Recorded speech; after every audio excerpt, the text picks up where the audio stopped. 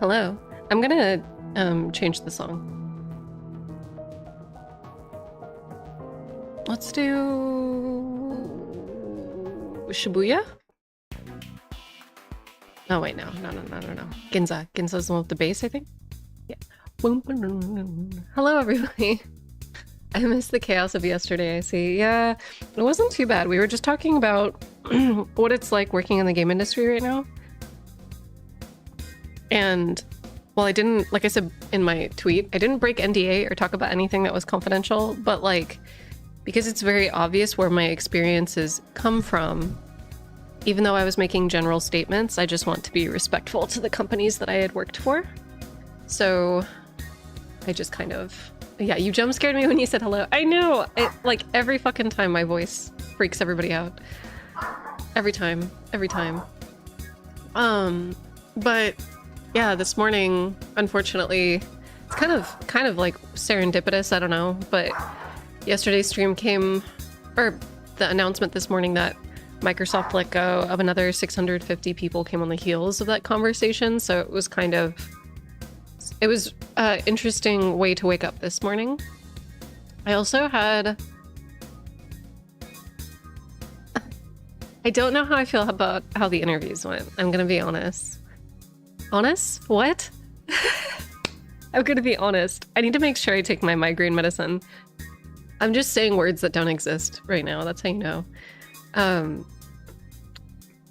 But yeah, so 650 people were let go this morning. That brings the layoff toll for 2024 alone. This doesn't include the layoffs in 2023 or 2022.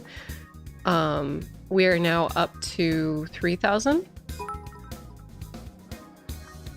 Also, thank you so much for the Twitch cheer.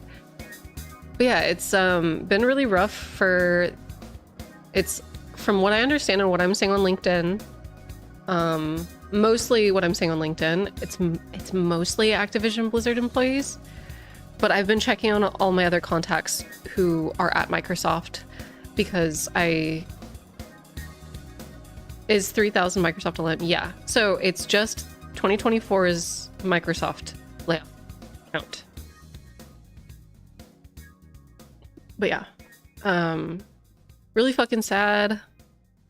If you have any friends that, you know, work in the gaming industry, definitely give them some love today. But give me one sec. I'm setting up Sekiro right now.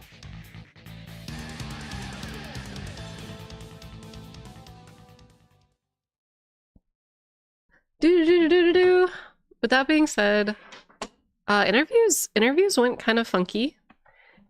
I never know how to feel with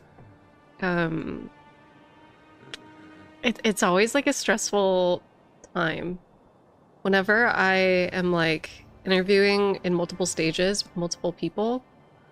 It's quite confusing. I think that the way that Niantic conducted themselves was awesome. They made sure to keep feedback towards the very end of the interview cycle, so even if they felt like I was not doing well or that I wasn't doing that I was doing like feeling a certain way to them, they didn't let me know until like the tail end of it, so that way it made interviewing with multiple people feel pretty streamlined and not so stressful. But this interview cycle has been really interesting because the first 4 interviews were all really high energy, a lot of like positive feedback, and a lot of people being like, wow, you're so overqualified for this role. What is going to, you know, allow you to stick around? But then I got some feedback for the past 2 interviews that maybe my skill set is like a bit too different and that I might have like a steep learning curve, or that maybe I'm not a good fit. So it's been interesting. It's been I'm getting some conflicting feedback from everybody, but that being said, everybody that I've interviewed with has been super pleasant, and I'm really excited for the opportunity. So totally not me like venting or bitching about anything. Just just feeling like a little... I think that's just the nature of like interviewing with so many people back to back to back. When you're kind of stuck in a cycle where you have to interview with like 6 or 7 people. It makes sense that everybody has their like varying opinions.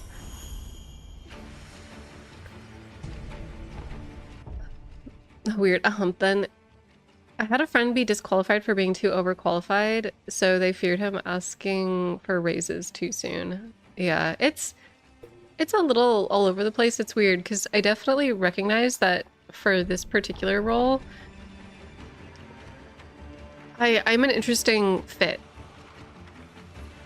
Because on one hand, technically, if you were to look at like the hierarchy on like a map, my past experience, I've been in a producer and a manager level. So that's like 3 or 4 levels sometimes above the job that I'm applying for. But because it's a slightly different industry than I'm typically used to working in, I've still worked on the same types of materials that they work with, but because it's not exclusive, like my experience is mixed, it's like multimedia. It's digital products, hardware, and books. And because I have this mixed generalized background, it isn't as specialized. So it's really interesting that I'm like viewing, or like it's weird, like I'm overqualified when it comes to management and framework and maybe like data analytics and some other aspects of the job. But then in other aspects of the job, I have a lot of learning and a lot of catching up to do. So it's a really interesting mix. And if they decide to go with somebody else because they are looking for somebody with that particular, like that very niche, very particular type of manufacturing experience, that would totally make sense. It would totally make sense. And then with the cunty little statue, it's one of the reclining, well, it's the I suck at pronouncing this word. Hold on. I need to like read it to myself. Bodhisattva. There we go. But it looks a lot like the reclining Buddhas that you see around Asia, and then there's a lot of the like big ones.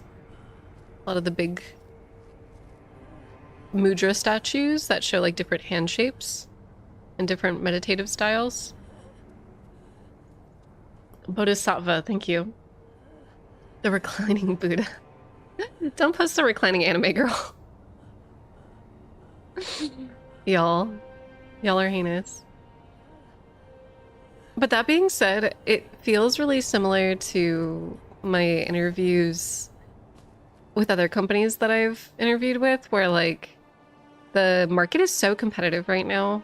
I think maybe 5 or 6 years ago, if I would be interviewing, I would have gotten way more hits. But because the market isn't an employee market anymore, it's a company market. So it favors the companies right now because there are so many people who are laid off and there are so many people who are looking for jobs that they're able to get really granular about the criteria that they want to hire for, which is totally fair because there's like a oversaturation of all of us out here. But it is, it does a lot to you psychologically, I think. It definitely gives you a bit of imposter syndrome in a lot of circumstances, whereas before, I don't know, whenever I would interview, it was kind of understood by me and the interviewer that there was going to be, like, I was going to have to learn about internal processes, and I was going to have to learn about, like, the very particular thing, you know, like the infrastructure of that particular company. But nowadays, it kind of seems like they can even be picky about that. So it kind of just like makes you feel a little out of, like a fish out of water in a lot of circumstances. Oh shit. Okay. Oh, I just got poisoned. Hold on. I'm just gonna get shit flung at me. Sorry, I'm still getting used to utilizing the poison flask because it doesn't cure poison from what I understand. When I was reading it yesterday, I think when we were looking into it, we saw that it just like increases immunity and then decreases. It's like a bolus. It like decreases buildup, from what I understand.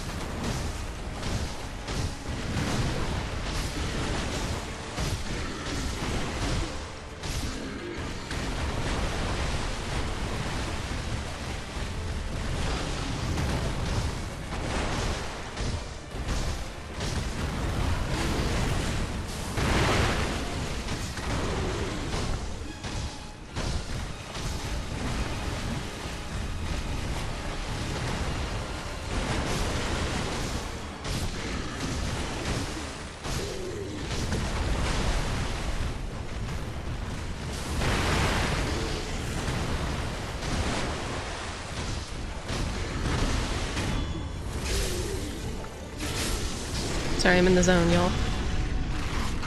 I don't have many healing items, though, unfortunately, so this next phase of the fight is gonna go really rough. Wonder, actually, if I have any pellets. Oh, cool, this gives me 5 charges. Interesting. Okay, so I have to make sure that I have the pacifying agent for this phase. This is terror. Okay. And then I also need to make sure that I have pellets for this phase.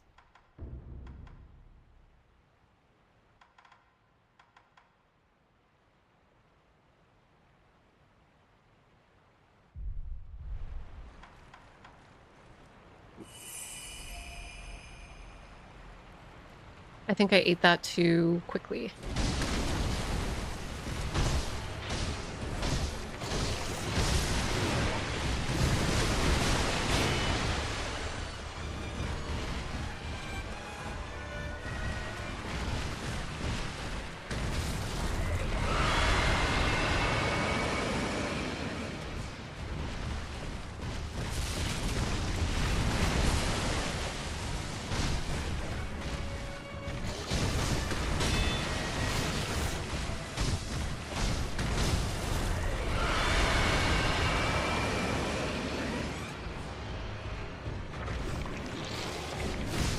Fuck, I was too slow.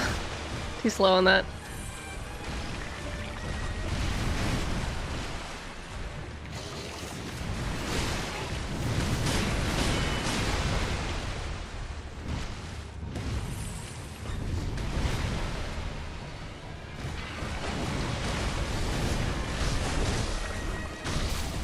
Shit. Fuck! God damn it. You don't eat that item fast enough.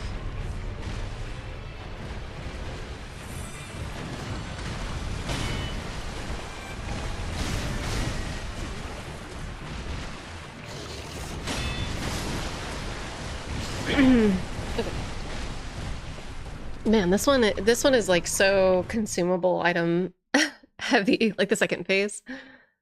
Yeah, they're looking for a unicorn employee. I think, yeah, it's really hard because I think that, like I said before, a lot of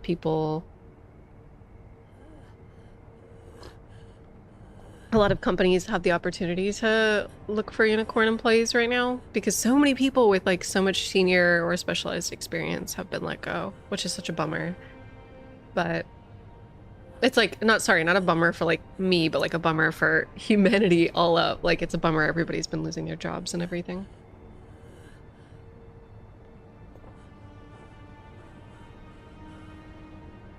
Hey, Bade, what's up? What's up, what's up?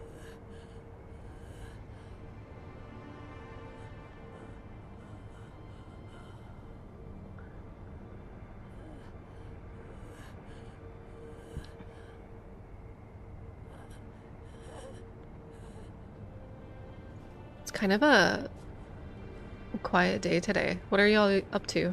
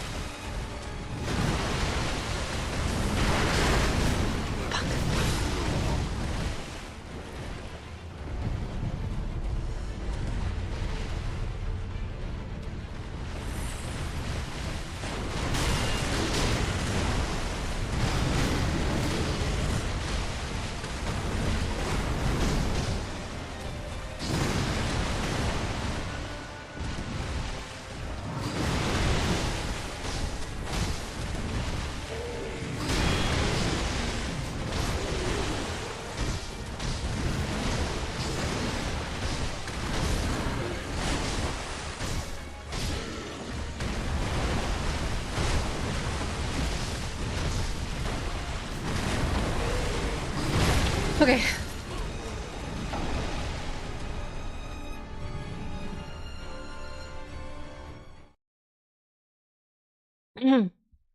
Just doing some work in the background, or at least pretending that I am. I have zero focus today. I'm so sorry.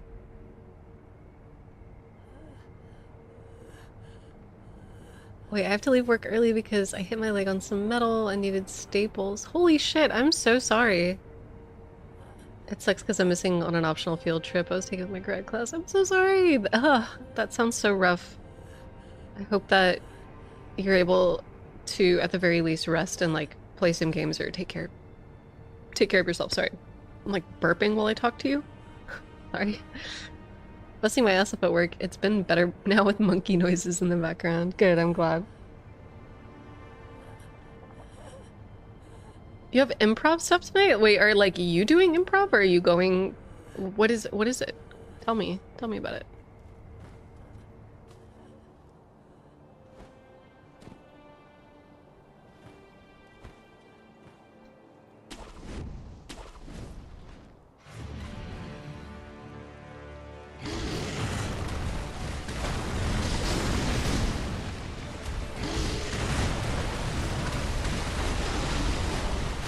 Okay, so the feet can do damage to you when you... I hate that attack so much. Gotta be like the worst attack.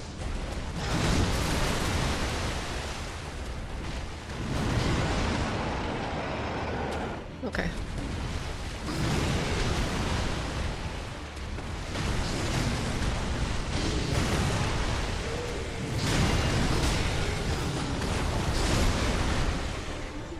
I'm just gonna die here, actually. I'm not feeling it. I feel like the flow is gone. Flow is gone. There's like a particular spot in his hitbox that I feel like... Yeah, any boss where the entire body turns into a hitbox is always so frustrating. Yeah. Wait, I'm now past the dragon and demon of hatred for the first time. Oh my god, Kadaimon, congrats! That's such a big accomplishment. Holy shit, we're doing it. We're doing it. Okay, never mind. We're not doing it. I'm actually gonna reset this. I don't know what it is about this fight. Is it water? Does like the water actually impede your movement or something? There's something about this fight where I feel like my inputs aren't working the way that I need them to. Is that just me?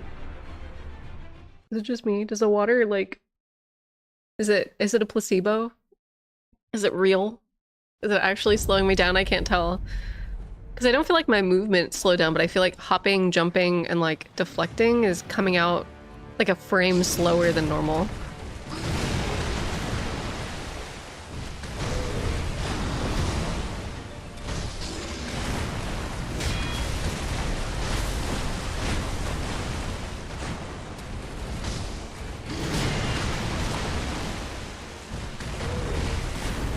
Like that. Like I pressed I'm gonna put like a fucking button map input on the screen so y'all can see. So y'all can see. I pressed jump. I pressed jump. What is this? Or like if I try to eat a consumable or something, it like doesn't happen. I don't know what is going on. Maybe it's that the boss's movements are just like so quick.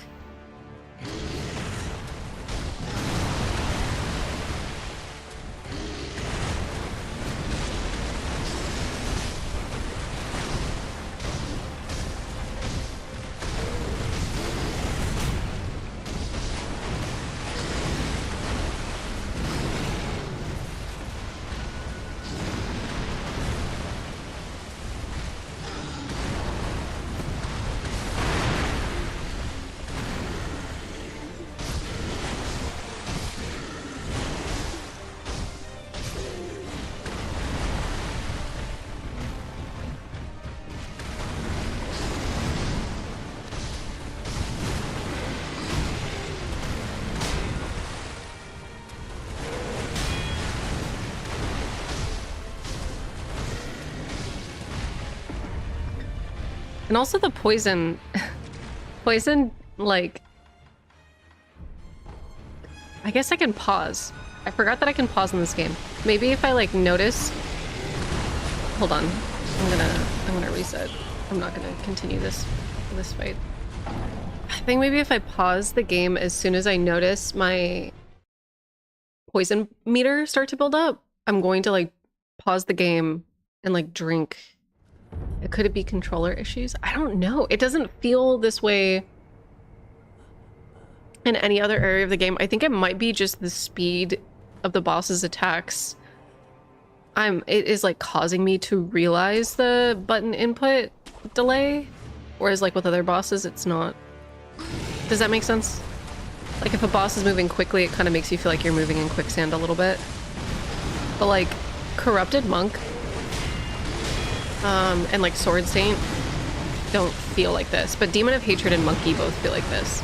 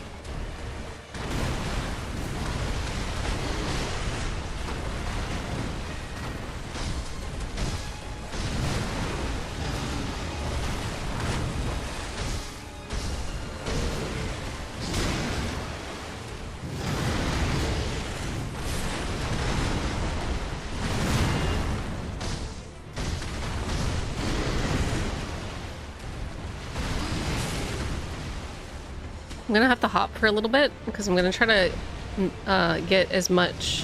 Oh, okay, never mind. I was gonna say I'm gonna try to get as much healing from the pellet as I possibly can, but it's not worth it. It's not worth it. It's not worth it.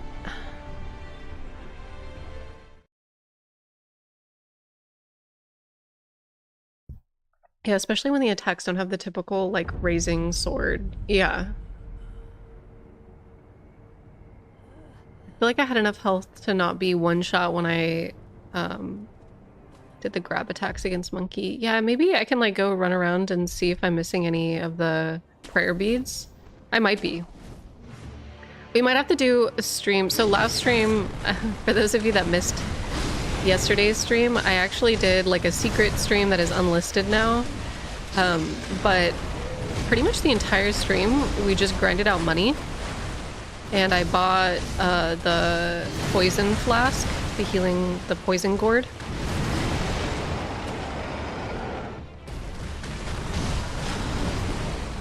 I don't like grinding in Soulsborne games. It's not like my favorite thing to do. I can't fucking see. I can't see. Oh no.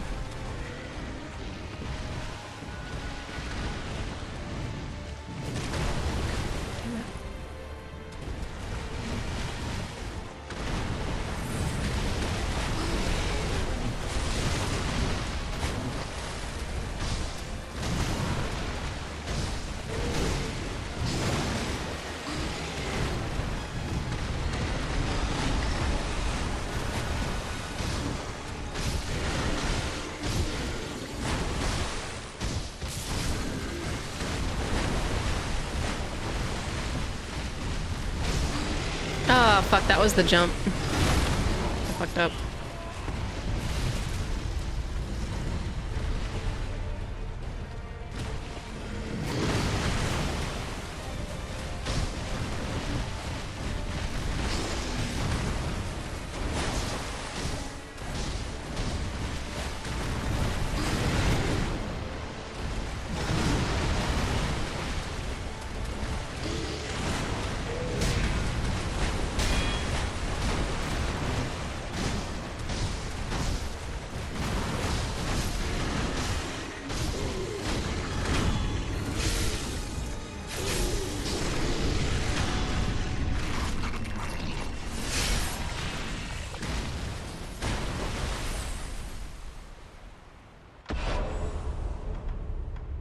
Okay, so I need to remember if I have terror.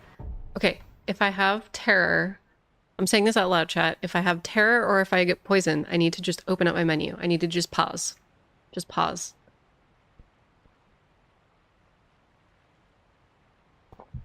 What do you mean? There can't be a secret stream because this is the real episode 11, yeah.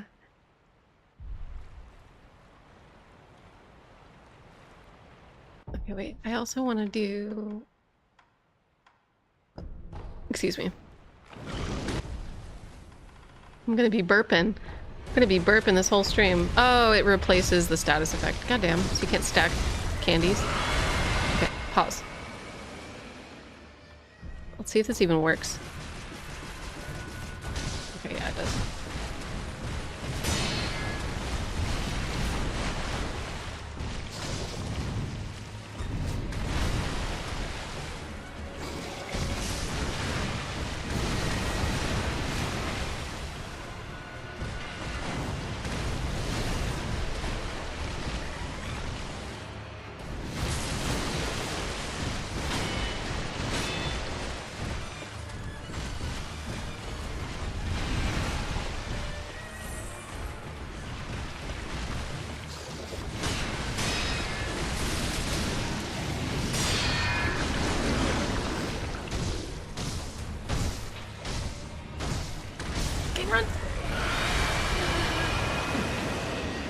I hate that that does damage too in addition to terror, because it's not really avoidable. You have to just kind of run. Oh, fuck.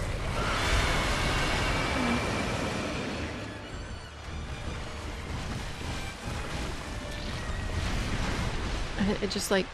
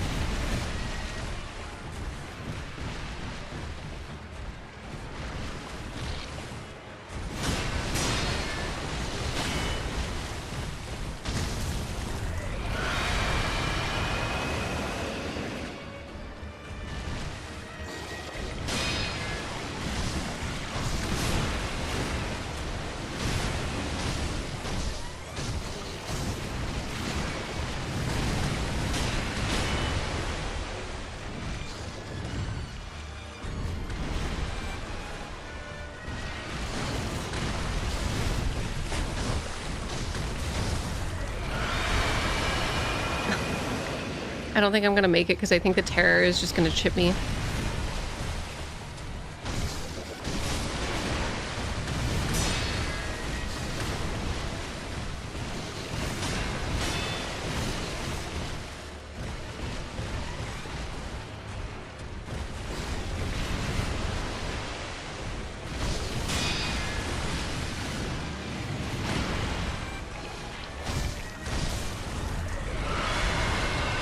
I have like, what, one more terror and a revive?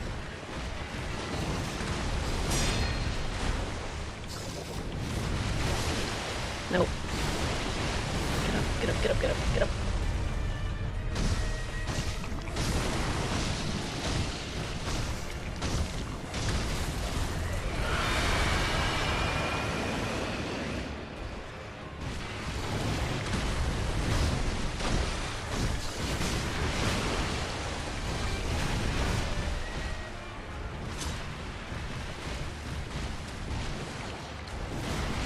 Do I have anything that can heal me? Do I have anything? Do I have anything?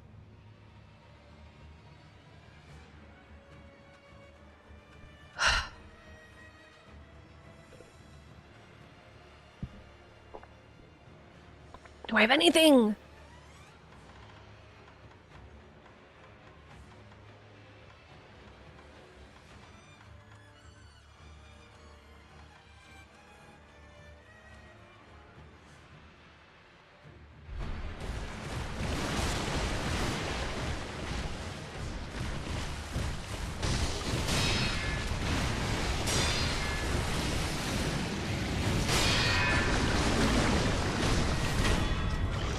bitch!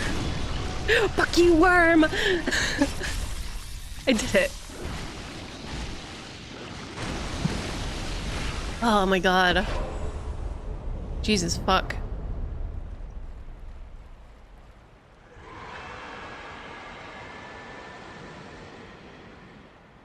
Oh, my heart stopped for a second there. Jeez. Ugh. Good job, Koi. Thank you, thank you.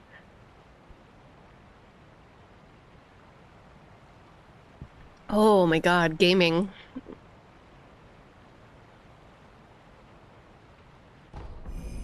Slender finger. The slender finger of a young woman can be fitted to the shinobi prosthetic to create a prosthetic tool found in the belly of the guardian ape. It's partially digested. There is a shinobi technique called the finger whistle that drive beasts wild.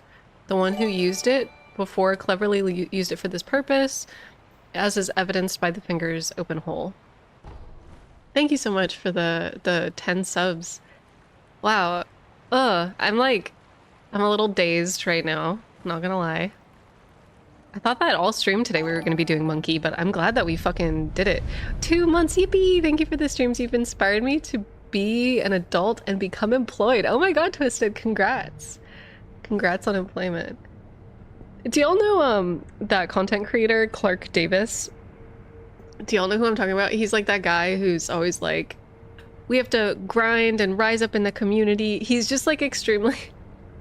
He's extremely corporate pilled, but like, I don't know how to describe it. It seems very sincere and very earnest. Like he just really wants to do his best and like work his office job as like hard as he can.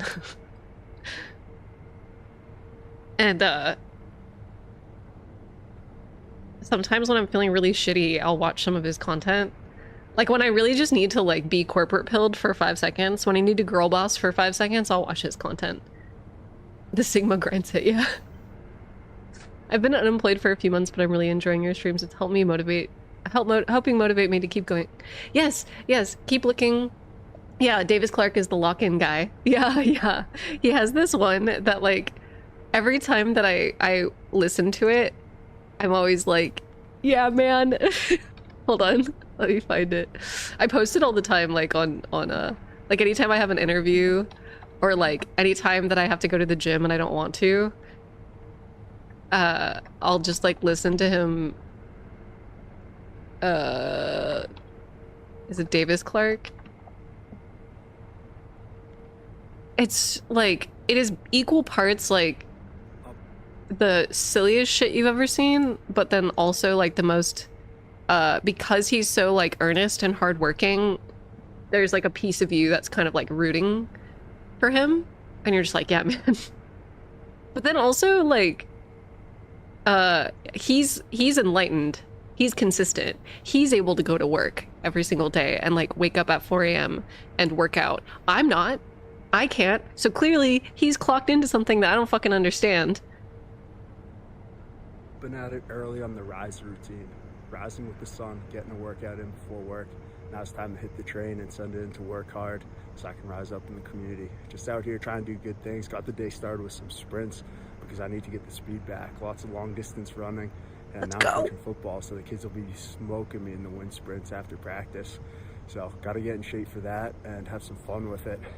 I'd say it's definitely not always easy getting up early, going after it. And some days I sleep in, rest just like everyone else. I'm trying to balance it out, but this morning I was up early, 4:30 a.m., ready to rock and just make the most of the end of the summer here. But yeah, everything's going well. I just want to carry the momentum because after Labor Day, supposedly it'll crank back up. Yeah, I gotta close out the third quarter strong. You gotta close out the third quarter strong, everybody. We gotta lock in. I do love how positive. Yeah, corporate guts. Fully.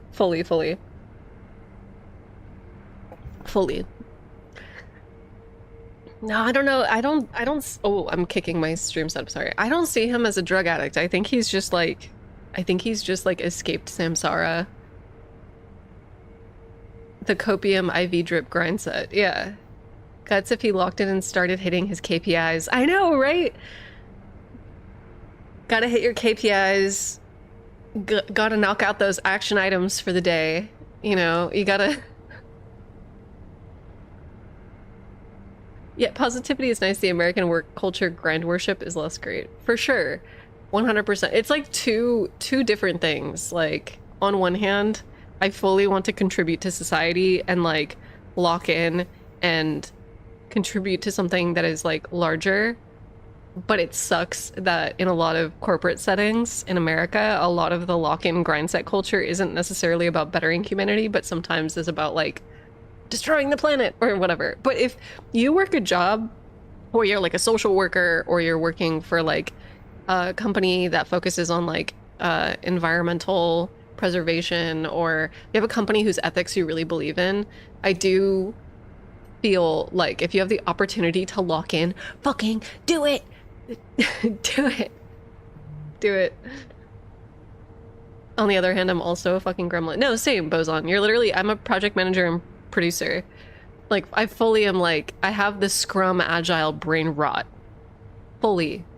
Fully. Gut scene, but it's Davis Clark shining his running shoes. Yeah. Fake Sony is not going to grow by itself. It's true. Yeah, the larger thing you end up contributing to is a billionaires being fun. Yeah. It sucks. I wanna be able to lock in and grind.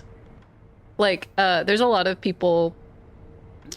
I think that that's where that grind set in parts of Japan comes from, is like definitely, it's a fucking travesty, but the post-war recovery, where you're just trying to like do better for your culture and your society as a whole after you've experienced devastation. And I feel like we don't fucking, we haven't suffered in America enough. Indigenous people have, and minorities have, but like, there's billionaires haven't suffered enough.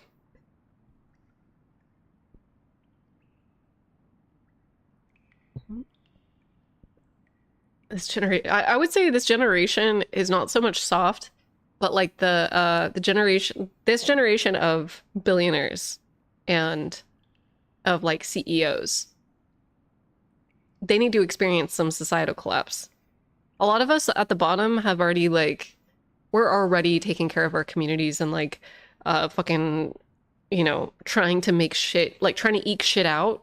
You know, we're already used to doing that. But there's other people, I feel like, in our society that we need to feel it too. Need to feel the dedication for society as a whole, as a concept. I'm a little soft guy and I deserve it. Oh no, did I miss Monkey? You did! I get back to the office an hour early, check the channels, get some breakfast laid back, clock in 20 minutes early, do my job, and leave 20 minutes early. That's a lot for me.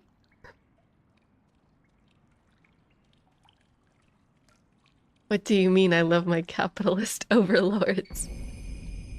The lotus at the palace. A white lotus flower found blooming in the depths of the sunken valley, where the fountainhead waters pool deeply. The flower's aroma attracts female apes. Thus the guardian ape carefully tended to it, so to offer it to his bride, one of the incense ingredients sought by the divine heir for a mortal severance.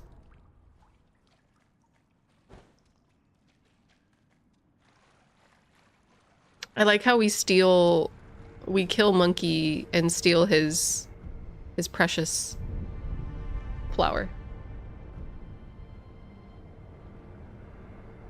No, he's in samsara. His life looks like torture. He can't stop grinding. If he stops and relaxes, he will collapse into self-doubt and insecurities. Oh, Calyx, oh no.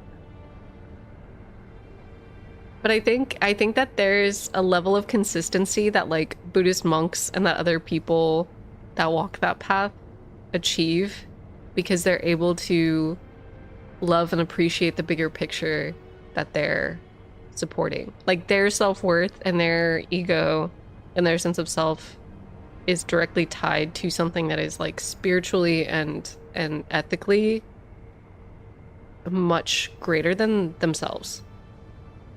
And I think that's not everybody's cup of tea. Some people ain't into collectivism.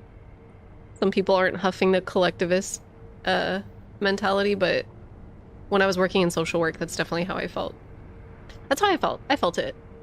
It was a corsage. She was going to prom. Yeah, monkey defeated. We defeated monkey.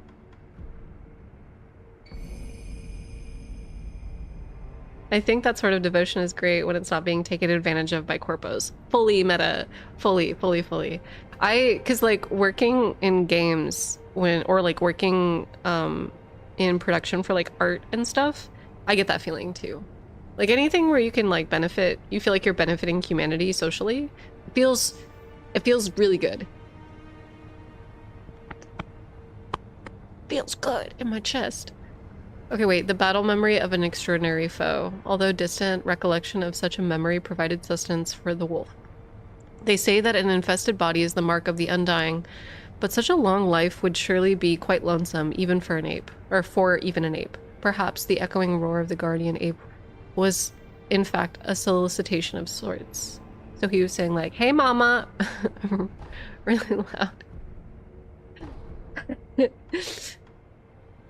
So wait, chat, I've always wondered this about the lore.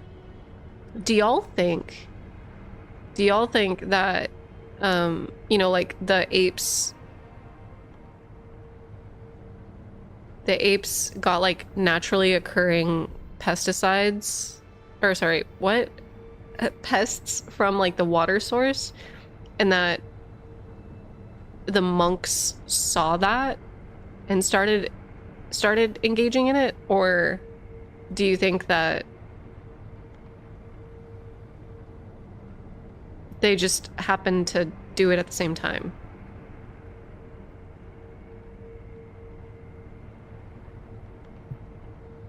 It's still water, so it makes sense. I think it's comparable to Fishing Hamlet.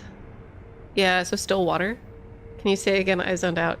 I was trying to say, like, do you think that maybe the monks were studying the apes and saw that the apes were undying because of the pests? Monkey see, monkey do. Yeah. And they were like, let's fuck it up. We're trying to be immortal. Could be. This is where all the waters pool, so it makes sense that this is where the sediment might be. Yeah, that's kind of like the vibe that I got. And it's also why... So, like, I talked about this with Melania, Blade of Mikla, when she blossoms above the rot and turns into, like, a big lotus flower. The reason for that is because symbolically there is a symbol in Buddhism, which is, like, the lotus flower that grows on top of rot or still waters. And the lotus flower symbolically represents the idea that one can, like, achieve enlightenment or reach enlightenment or experience growth and enlightenment in suffering or in the still waters. So like the still waters would be it's like stagnation and rot and pestilence kind of. But then also there's the idea of still flowing waters that Thich Nhat Hanh did like a really beautiful poem about. Was it Thich Nhat Hanh? I think it may have been somebody else. Let me look it up. Well, let me make sure I'm crediting my correct Buddhist monk. Buddhism, still flowing waters. Thai Buddhist master. Okay, so it wasn't Thich Nhat Hanh. I'm glad I double checked. Ajahn Ka. Sorry if I'm mispronouncing it. I'll post his name in the chat because I do not speak Thai. Gave the following teaching. The Buddha meditated under the Bodhi tree, let all of the thoughts and feelings flow through him, just like water flowing. Yet he sat still, like still water. The difficult task of Buddhist training is life will always keep flowing. So there's still flowing water, like you have to be both. Let me find the thing. I'm gonna read you guys like a teaching right now.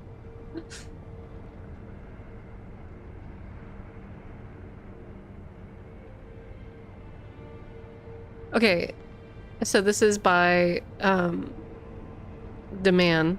So now please pay attention, not allowing your mind to wander off after other things. Create the feeling that right now you are sitting on a mountain or in a forest somewhere, all by yourself.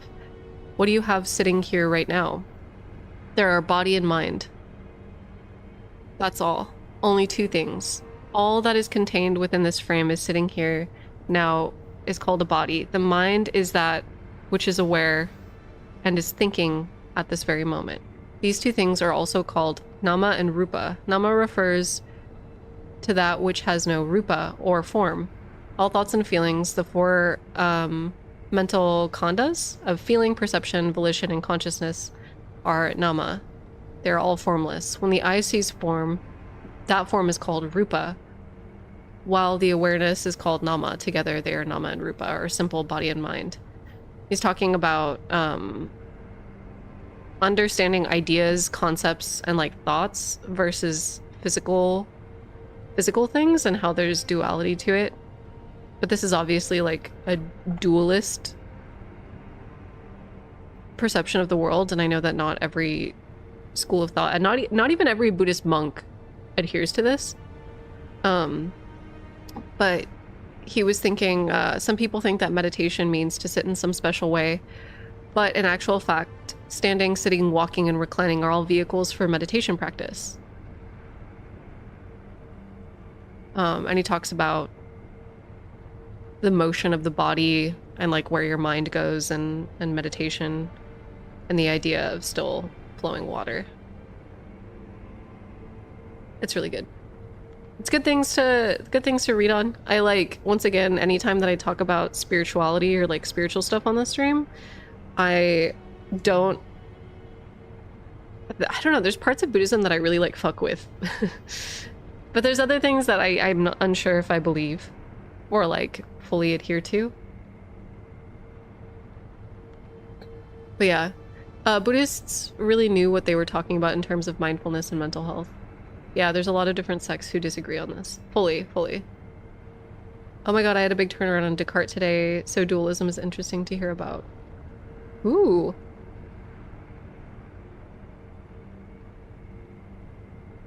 The nama literally refers to name and is in reference to concepts that it describes that are abstract and not material. Yeah. And the rupa is like the material, the physical form.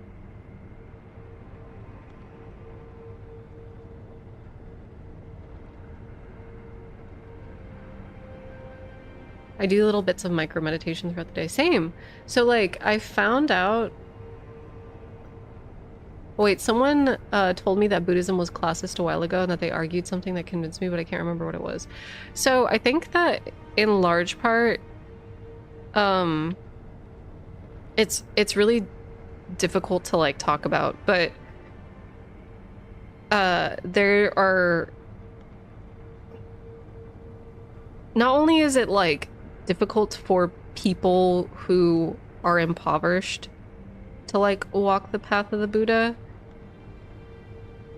but the Buddhist teachings directly like address classist issues. It also like yeah, Robbie, I don't think I've ever caught you playing the game when I tune in. We actually just beat it? What the fuck? I can't talk. We just beat Great Ape, which is one of the more annoying bosses in the game, so you just missed it. Wait, I like the methodology, but I find myself unable to parse the backing of spirituality in terms of faith. Yeah, you don't have to, thankfully. But I think that it's very difficult. So I talked about this on stream before, but there are a couple different groups where doing mindfulness meditation can actually like exacerbate certain feelings until you get them under control. And one of them is PTSD. There's a lot of like mindfulness meditation that's really effective for PTSD, but like if you're trying to overtly control when you're, so like therapy talk, if you're in the red zone, if you're like freaking out, trying to think about where your brain is at and like control, like one of the things that I think a lot of mindfulness teachers will say is like focus on like the here and now, focus on the present, focus on your physical body, and if you notice your mind drifting, gently bring it back to like what your body's doing right now. But when you're freaking the fuck out, when you try to do that, it can almost make it worse, can make anxiety or make some of your reactions that you're experiencing worse. But yeah, I think that a lot of Buddhism and like the history of the establishment of Buddhism was like definitely entrenched in breaking down classism within society. Like that was the whole origin of it. It is just very difficult, I think, for certain groups to achieve mindfulness. There's also like a whole history in certain countries of people needing to be Buddhist monks for like a year or two of their lives. I forgot what country does that. Like every male has to live in a monastery for like a year or two.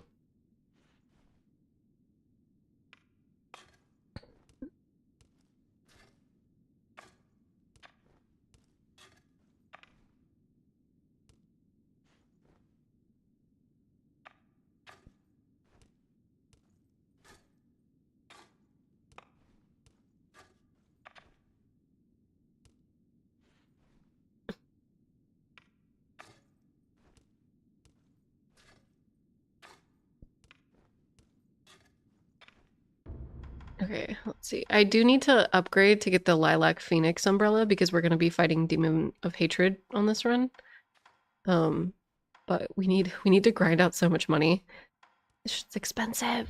I'm broke. I'm broke.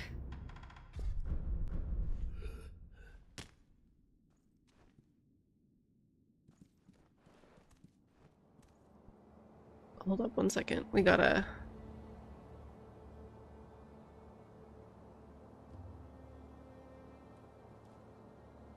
I'm blowing up some shit. Okay, wait.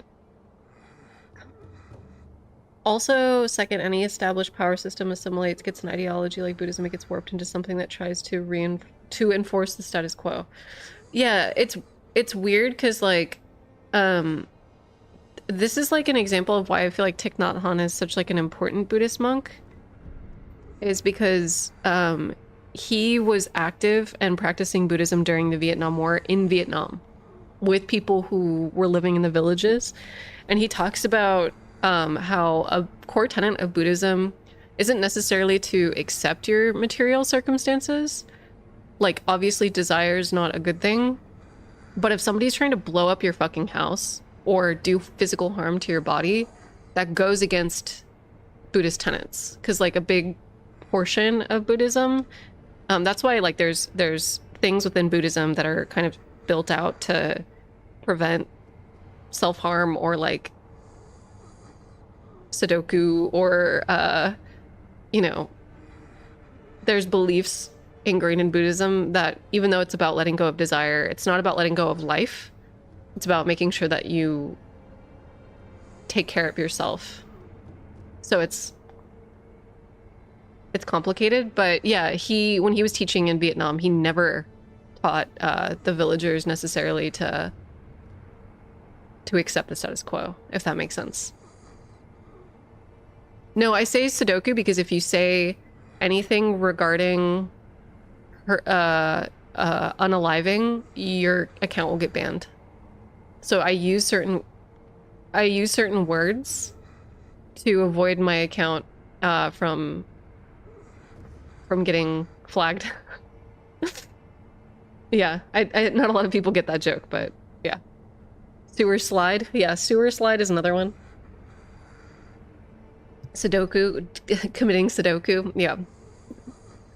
There's a lot of... It's annoying. It's annoying.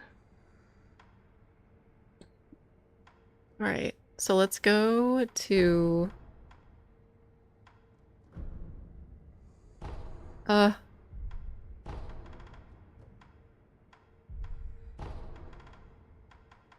forget, why is this like this again? Hey, Gina. That's what you call fierce deity, to slay your enemies for halting your path towards nirvana. Yeah.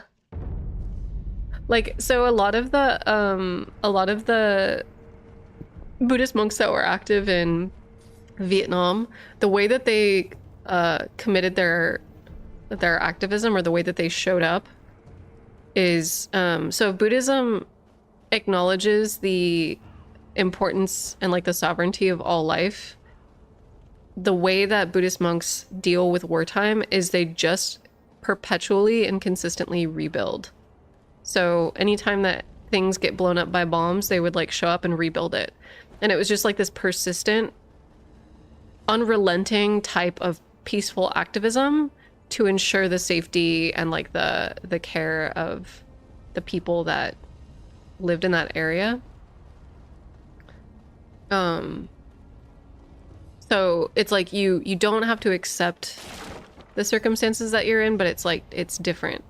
It's different for sure. Yeah, indomitable human spirit.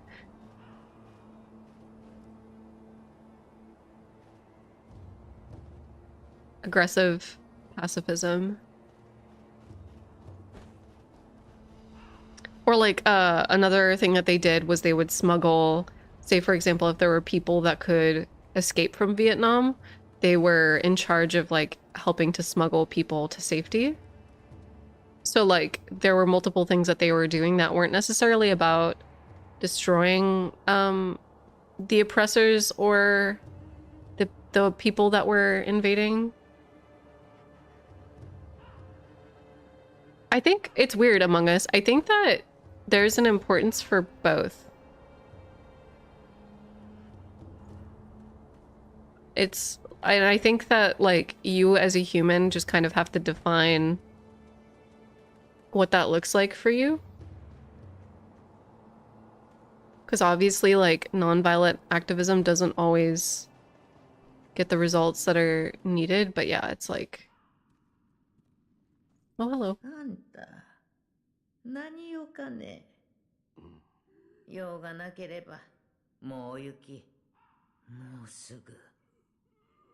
戦にな、屍は山と積まれ、遠佐は大火のように渦を巻き、きっと、鬼が生まれちまうよ。さあ、あんただって、鬼に。But I will say that when I was like attending protests and stuff, there are always medical professionals and social workers and people who are dedicated to their community that are always showing up at protests to set up there a lot of times they'll be set up in like trailers or RVs. They'll set up med stations, or they'll set up things that offer a degree of support for people that are just trying to like make their voices heard. I think there's like definitely ways that you can go about being peaceful, but also I think that like I don't like violence, but at the same time the violence is the voice of the unheard, or riots are the voice of the unheard is definitely like, yeah. Yeah.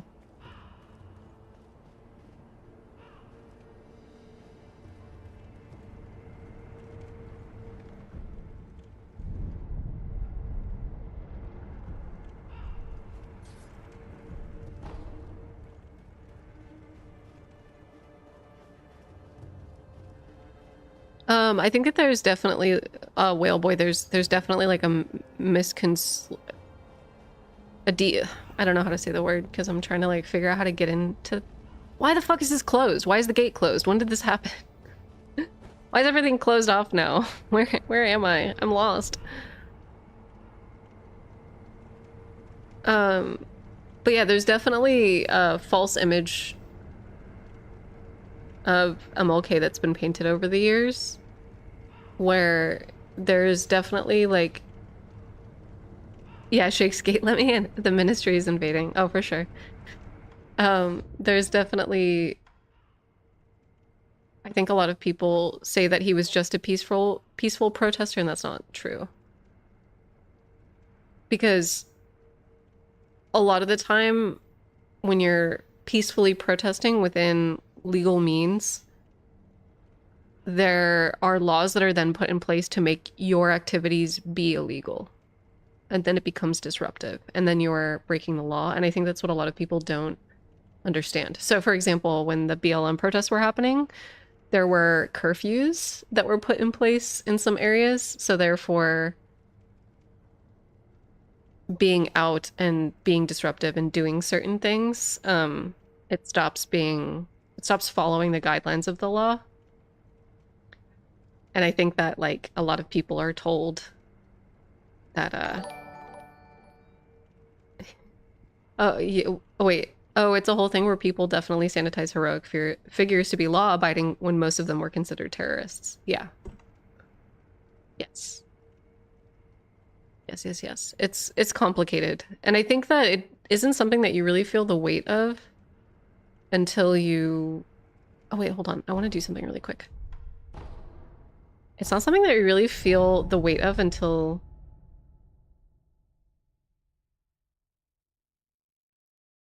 you are being, like, engaging in activism yourself.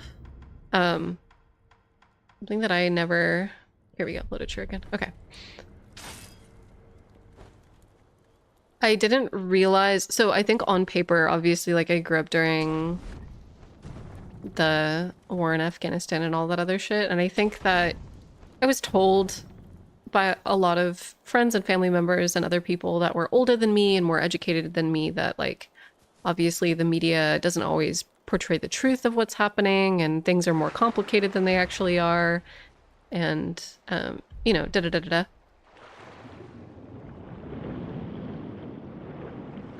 But I didn't actually understand to the degree in which that was until like I had protested and done stuff. Like I had protested before when I was younger, and I knew that the media kind of misconstrues protests a lot of the time, but I hadn't ever experienced it to the extent that I did when the autonomous zone happened in Seattle. Like, that was insane. I straight up had family members calling me thinking that, like, the entire city of Seattle was lost and that there were people running around with guns and stuff. That was one of the more insane kind of, like, divorces from reality I've ever experienced. When you see propaganda happening first time in real time, it's literally mind-blowing. It's bizarre. Cause, like, I'd only seen things like I said before, I don't know how to explain this. Like, say there was a animal rights protest or whatever, and you'll see news articles that just kind of make people seem hysterical. That's one thing, you know, like, I've experienced that. I've seen that before where I'm just kind of like, oh yeah, my friends who are advocating for, you know, who are pushing back against animal testing, like, yeah, like, it makes sense that society would try to portray them in, like, a hypersensitive light or an irrational light, like they don't know what they're talking about. But then when I saw, like, the autonomous zone thing, hold on, I want to show you guys something really quick. And we're gonna hunt some fish.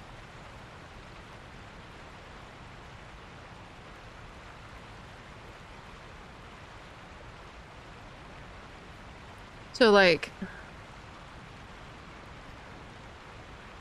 here. This is the Seattle area. This, like, whole peninsula over here. This is Capitol Hill, which is a district.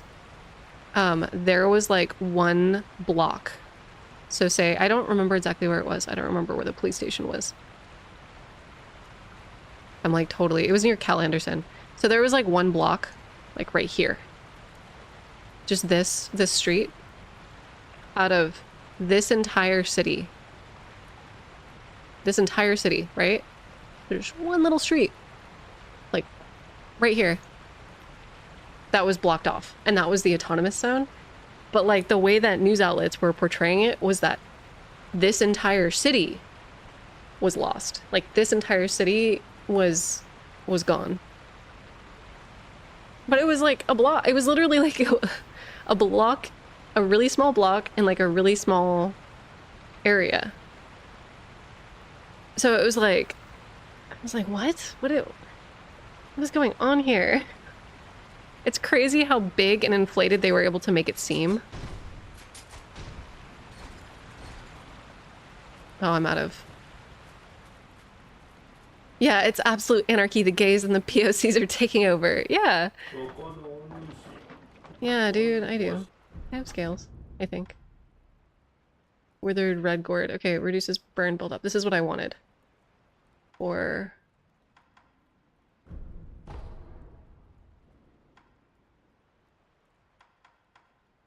I forgot, how many scales does he need?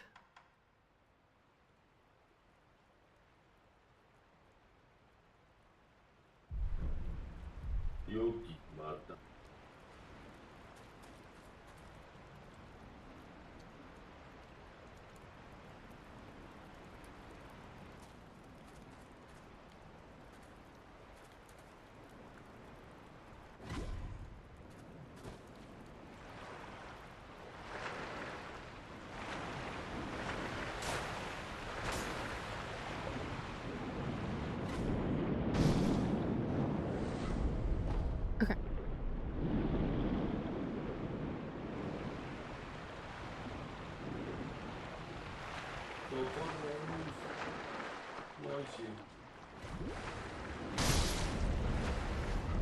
Sorry, I'm like hunting scales. We're doing the boring stuff real quick. Y'all, I'm sorry.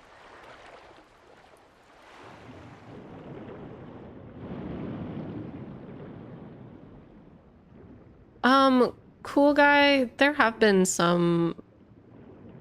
It feels like none of the protests in the past 20 years have accomplished anything. Well, actually, I guess the Tea Party, Westboro Baptist Church people got what they wanted. No, I feel like the protests in Seattle actually did a lot.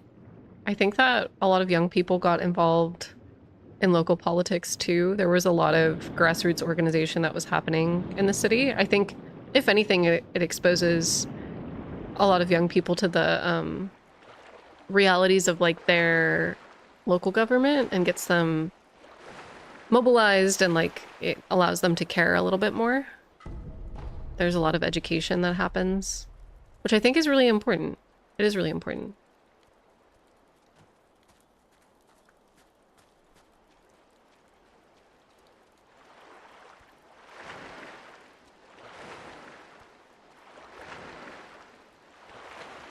Local protests work great. National ones have smaller effects that are hard to notice. Yeah, exactly. I still think that they're important all up because it's kind of like, obviously,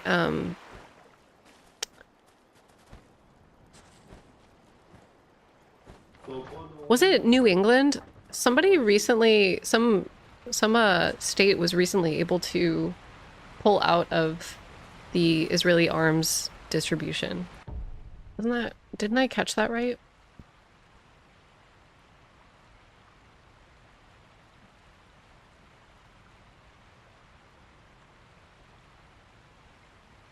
Arms embargo. Is there an arms embargo? Okay, wait. It was just Portland, Maine. But still, like, if every single small group, like if every small town kind of got together and started working together to divest from companies, it's just, you know, it's a good... Also, hey, Chief. It's a good thing.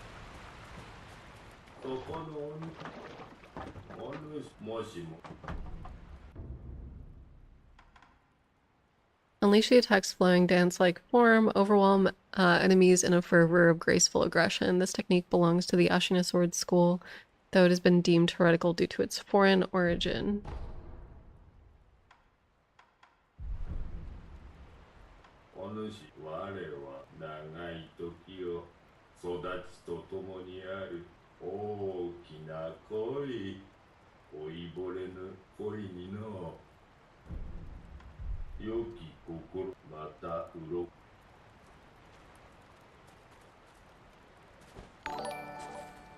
Yeah, like the BDS boycotts have become a big impact at an economic level. Mid-sized infrastructure stuff like that could be changing a lot, having small business divesting publicly, etc. I mean, we literally saw this with the Palestine Colombia protests. They were chilling doing homework and art, and it seems... Wait, and they were making it seem like they were murderers. Yeah. Thoughts on what the next FromSoft game may be? I actually have no idea. I am excited and hopeful that they'll do something new. I loved Armored Core 6 very much, and I love Sekiro, obviously. That's why we're replaying it. So I would love to see... I know that they already said in an interview that they are wanting to do more games like this, like more experimental action games, which I'm really excited about because that's my heart and soul. That's my love for the series.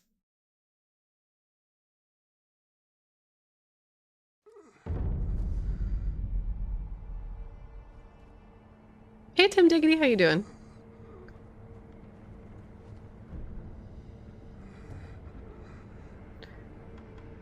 All right, it is time, I think, to try to figure out how to get the fuck inside. Ashina again. New one-off Bloodborne Sekiro, like, please. Yeah, I really want to see Miyazaki tackle another point in history or New Echo Night when? Wait, what's New Echo? Am I missing out on something? I'd really love to see Miyazaki tackle like a totally new subset of because he always tackles historical fiction and like literature, all the King in Yellow shit, and like yeah, I would love to see what he decides to do next. Oh my god, get me the fuck out of here, please.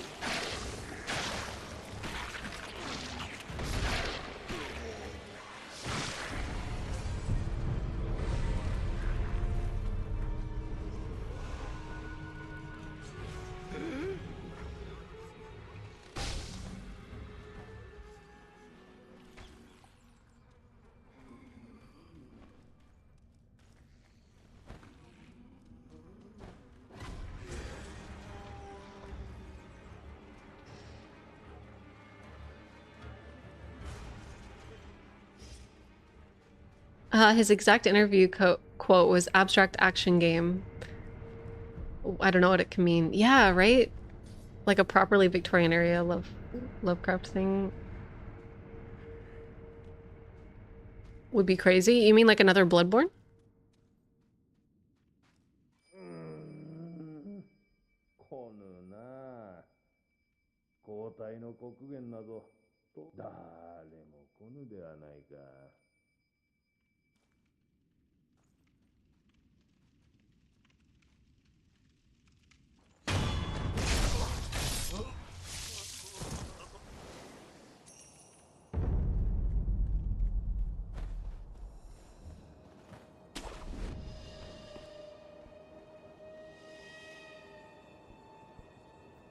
Man.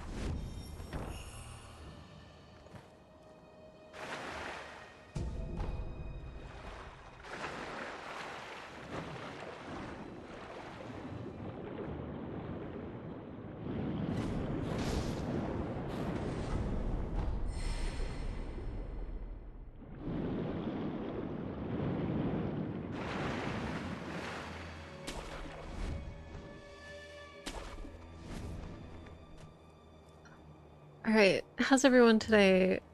We're doing good. We're hanging in there. Okay, wait.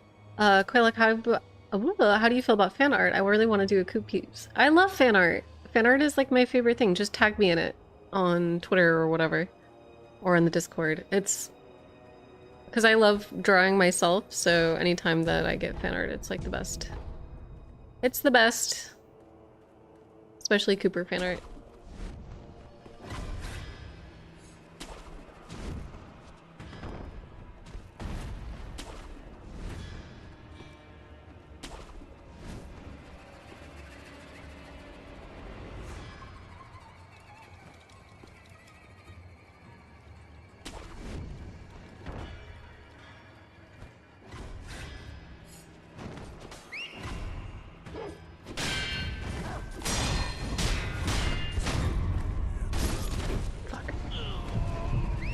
Not the ninja dogs.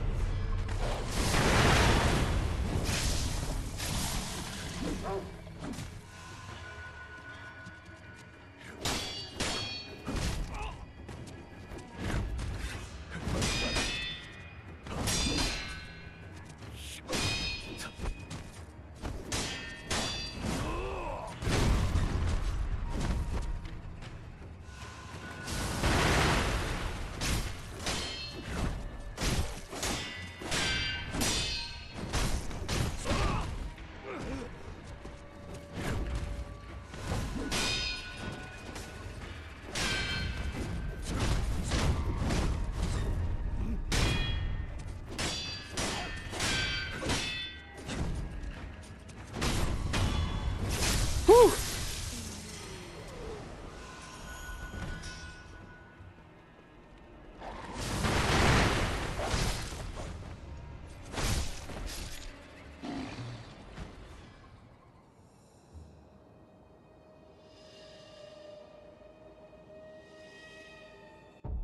Okay, wait. Sorry, what's going on? By the way, I loved. Sorry, I had to. I had to take a break from chat because I had to focus. I had to lock in. Rising up. I'm on the riser routine. Rising up in my community. Doing my best. I got my COVID vaccination, and I'm dead today. One more meeting, and then I'm sneaking into bed. That is the move. That is the move, especially when you're taking care of yourself and the community. By the way, I loved your video with Marco. I really hope you guys do more Elden Ring stuff in the future. That would be so fun. I had so much fun doing that video. I was surprised so many people who are subscribed to Marco even know who I am. So it was very sweet to read all the comments. It was really nice. I want to marry Cthulhu. Have we gotten out Industries on Fire Spiral out of the way today? Stream Be Cozy? Yes, we did. That was like at the very beginning of the stream. I also think I'm really burnt out emotionally from yesterday. I mean, like, you know, Waves, but like I fully was like I had a lot of personal stuff going on that was really stressful, and I just had to like call my mom, and I was just like on the phone quite literally yelling, like scream yelling, not at her in a mean way, but just being like, this is so frustrating, blah, blah, blah, blah. Like I just needed to vent to somebody. And my mom she shows up to hear me freak the fuck out sometimes, which is really great of her. So thank you. Shout out mom. Shout out mom. But I am kind of burnt out. So we didn't talk too much about it today, which is good. Wow. I just want to be up there, please. Get me in the chambers. Oh, I forgot Owl's here. Fuck. God damn it. I have to pee so bad too.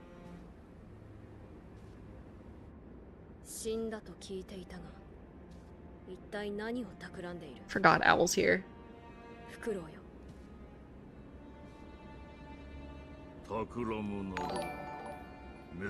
Shout out mom. Thanks for the resub.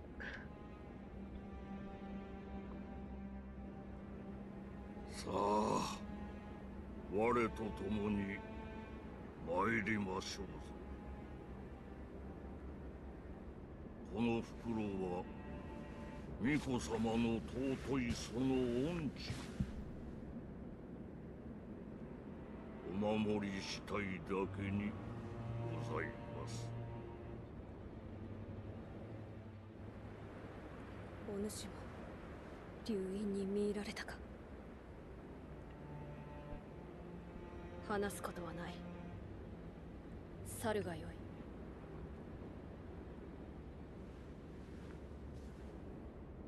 はい、すみませぬが、懐かしきこの眺めをもうしばし堪能したか。満足しましたら帰りまする。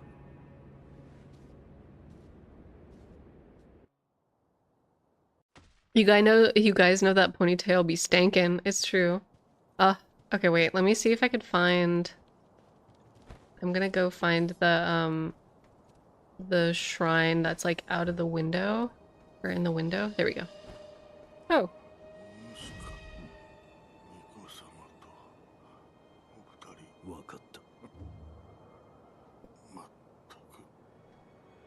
Okay. Ah! God damn it. I just wanted a bonfire! I forgot these boys were in here. Oh my god. Oh my god. I don't have any healing items, y'all. Oh, we're so done.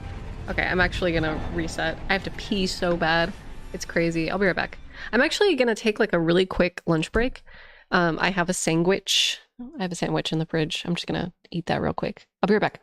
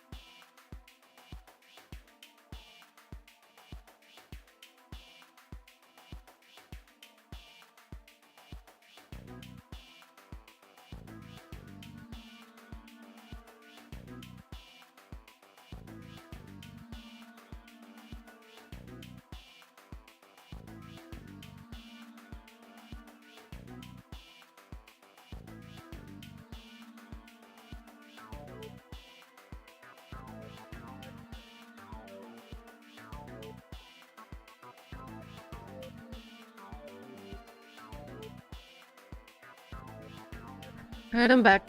I'm back. Sorry for the jump scare.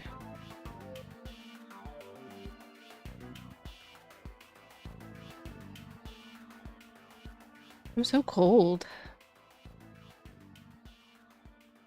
I made a tea.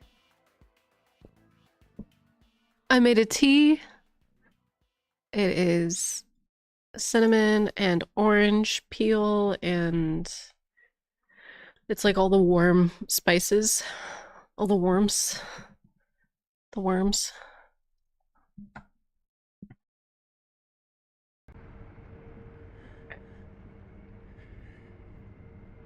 Y'all are being up to no good in the chat. Is that what's happening?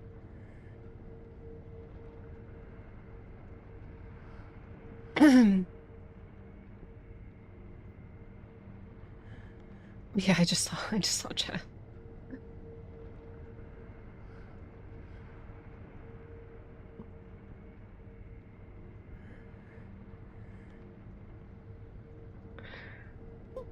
We're slip sliding into fall, and like it's really weird because in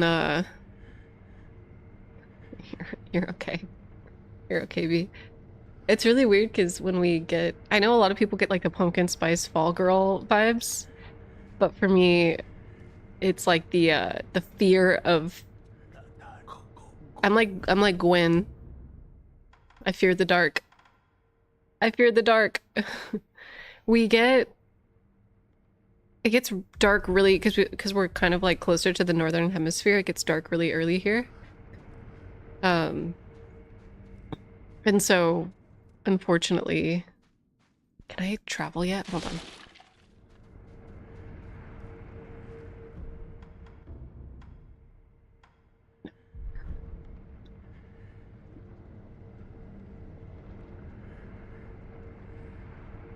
Wait, why did I decide to pop my head in right as I'm getting called the fuck out?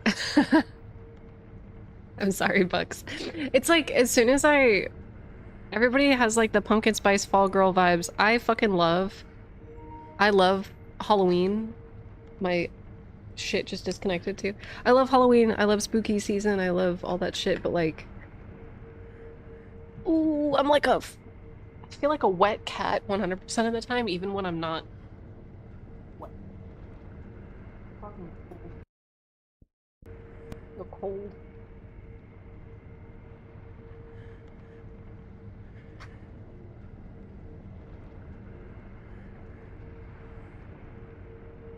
I know I'm a basic bitch, Quaylog.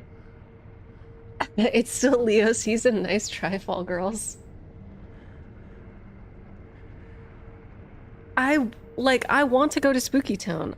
You guys don't get it. I'm CEO of Spooky Town. Like I'm about Spooky Town. I love it.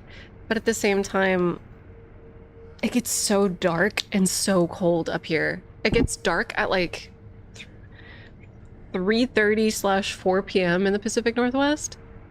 It gets dark. It gets dark up here. Like you can't go outside because it's fucking dark. It's just gloomy and rainy, and I'm wet all the time, and it's cold. And I'm just like just shivering. There's been times in some of my videos where I'm wearing like a full like parka. I will just wear my winter coat inside. Yeah, fall into winter, it gives me the big sad. It's true. I'm literally going to Spooky Town tonight, going to Horror Nights for the first time. Oh my god!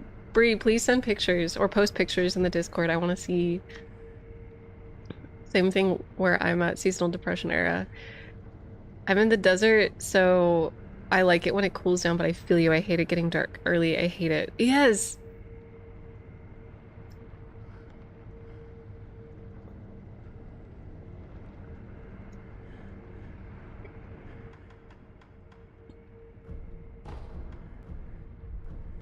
Okay. So I need to find better shit. I need to find statues.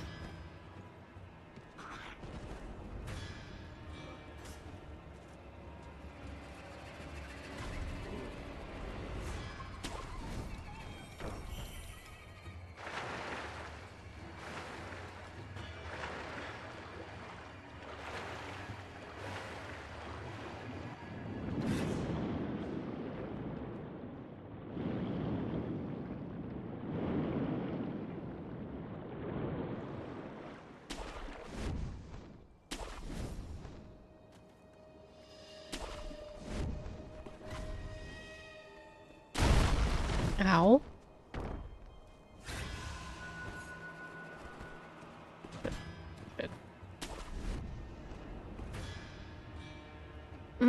Isn't there like a resting stone in Ishin's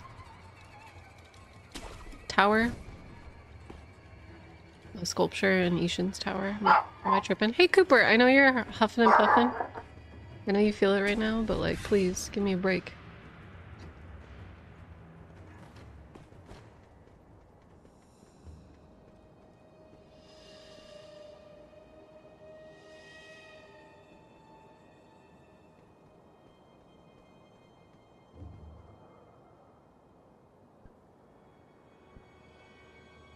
Summer's bad, winter's bad, I'm just a hater.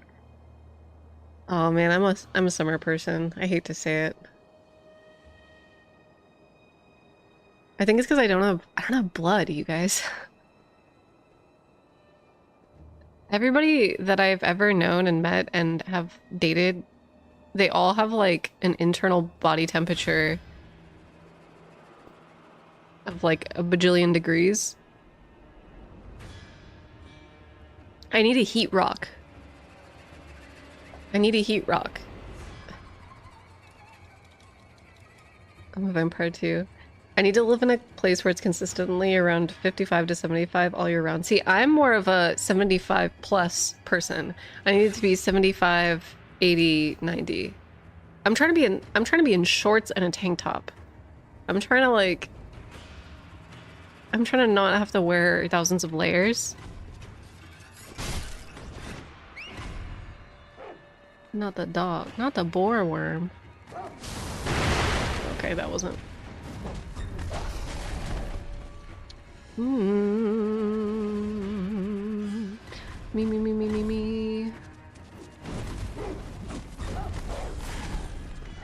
They really did this to be mean.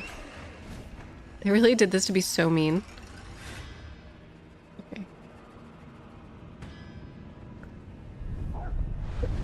Okay. I'm a rain person though. Not that weak drizzle shit, heavy rain. No, same. I love rainy weather too. I love rainy weather, but I don't like in between. I don't like overcast. I just need it to be, I need it to be either really fucking hot or really fucking cold and none of the in between shit. Because when it's in between, you have to like wear layers and like build them up throughout the day and then shed them throughout the day as like the temperature fluctuates. I fucking hate it. It either's got to be really hot or really cold. But mainly hot. Mainly hot. Hey, Coop! Why are you being a bum?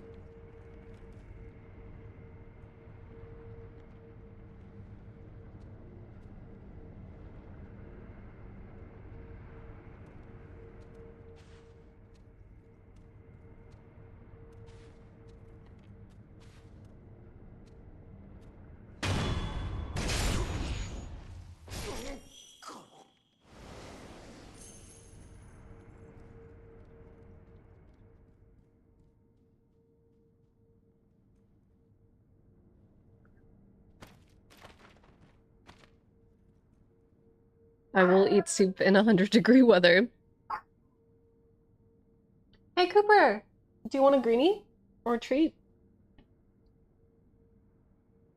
Soup sounds so good right now. It really does. I think I'm also like... Oh.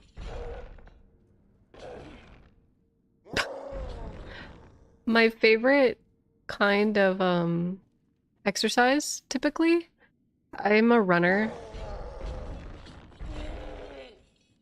I prefer to run over a lot of things. I'm not good at it, but I prefer it.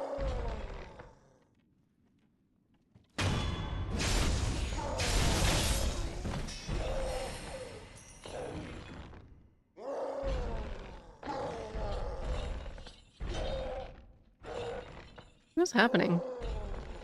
Oh, he's down there. Okay.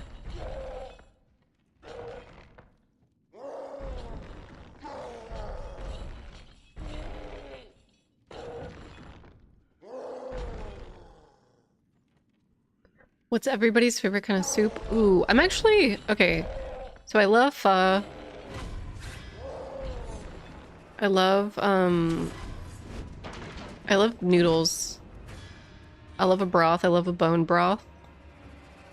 Which pho is just like chicken bone or like beef bone broth with meat in it. But like, I love stews. I love stews. I fuck it up during the autumn and the winter. I love doing like a slow cooker beef stew with potatoes and carrots and like a fresh loaf. Oh, Makiri counter.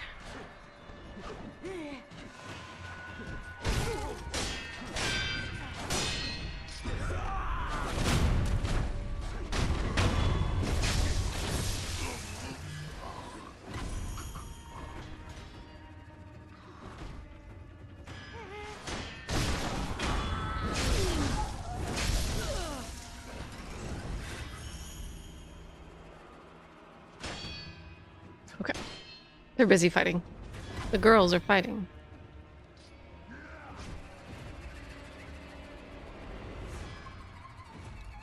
Alright. Alright.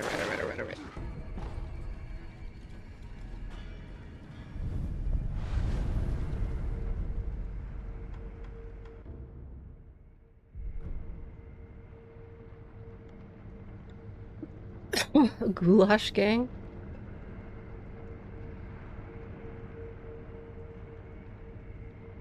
But I think that pho is like, yeah, I would count lentils if you have like a lentil soup that you really like. I don't think I've ever had that Books. I probably would.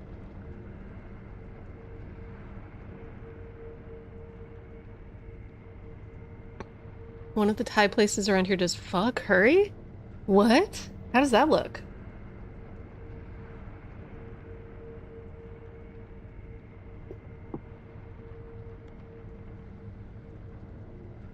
How does pho curry look? What is that like?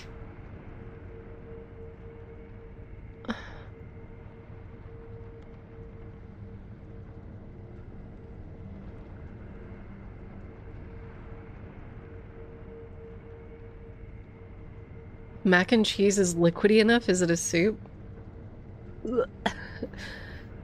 I feel like if it's in a bowl, and I kind of feel like if there's some degree of liquid that's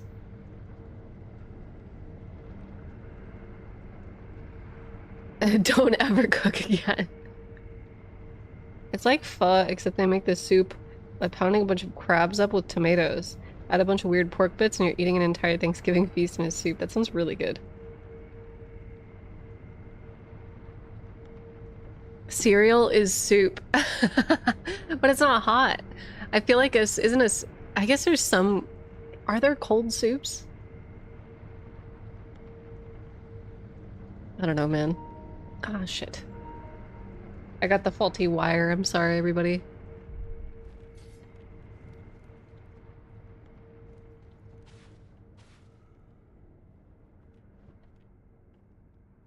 There's another...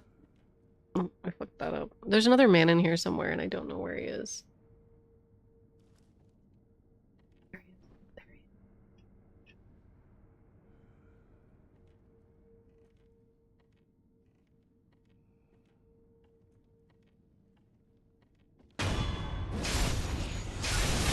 Oh, I could have ninja puppeteered the man. Oh, okay, well.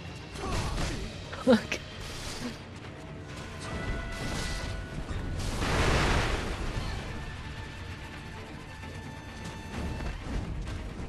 This is already going really bad.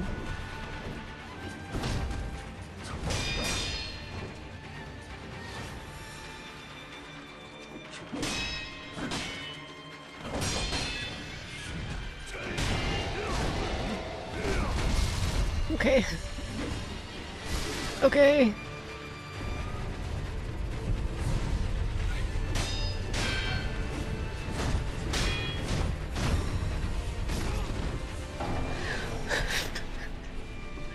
Okay.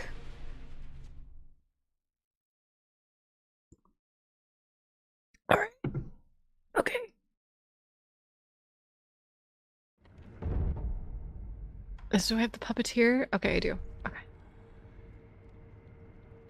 What's he using to poison you? He's using Shabumaru? This one? Sabimaru?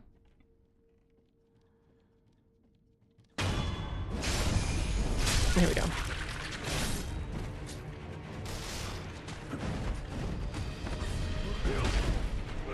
Come on, puppet. Come on, puppet. Where are you?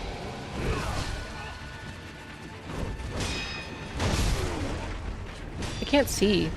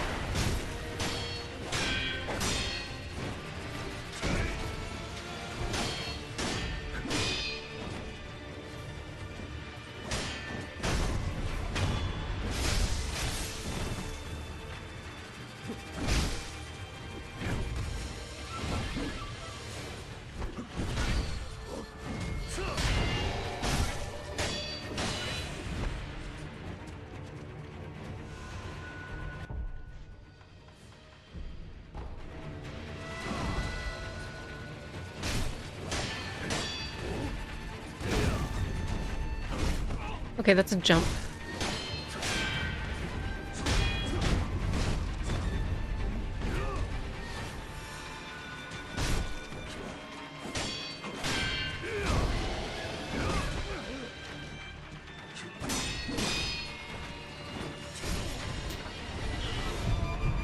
Okay, up, up, up, up, up.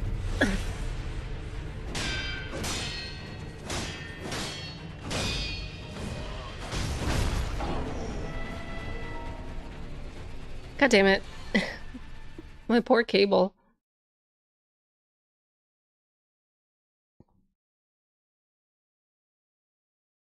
The kick's a Mikiri counter? Okay, that's good to know. That's good to know. Thank you for the tip. It doesn't seem like a Mikiri counter.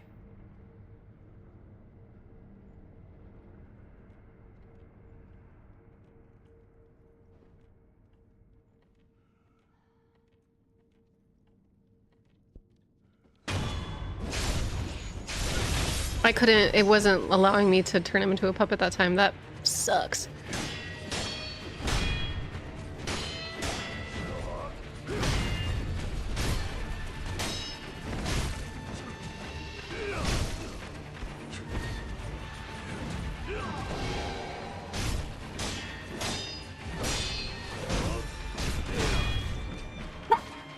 Cooper, please don't.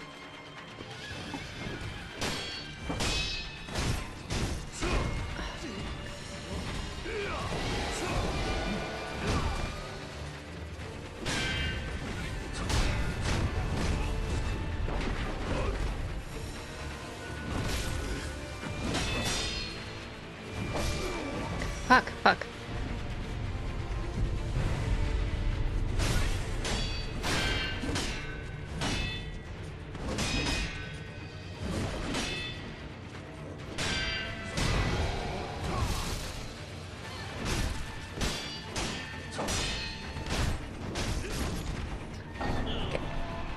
I gotta watch out for that kick. That kick follow-up is rough.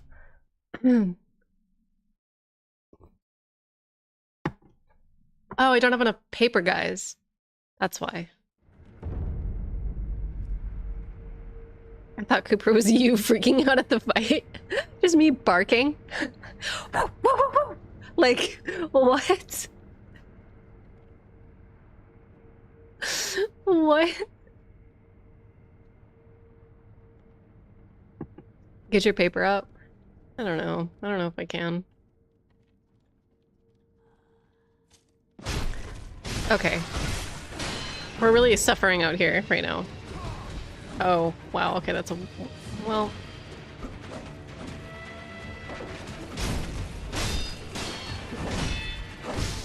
Just kill me. I mean, just let me rest. It sounded like you said bleh. It didn't sound like a bark? Oh, whoa.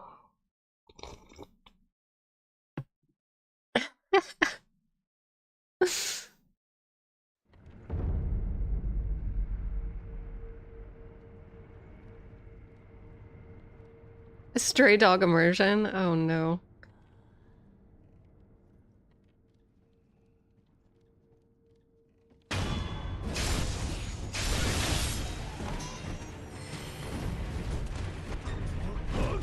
Oh, that was the Makiri counter. Okay.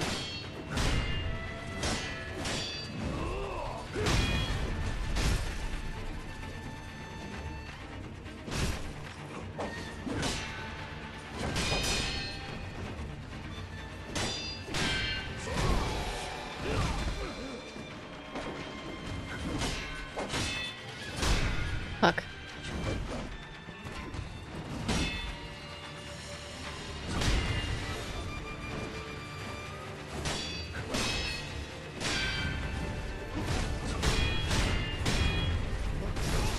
Fuck. I can't see. I can't see in this room.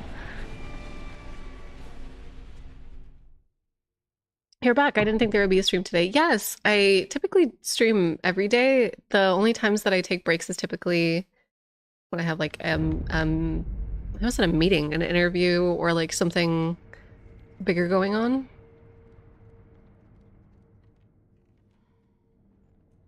Like a convention or something. Can I... Is it like possible for me to sneak past that man? No, he seems pretty... He can even see me from like over here. Interesting. It's like a pretty wide field of vision.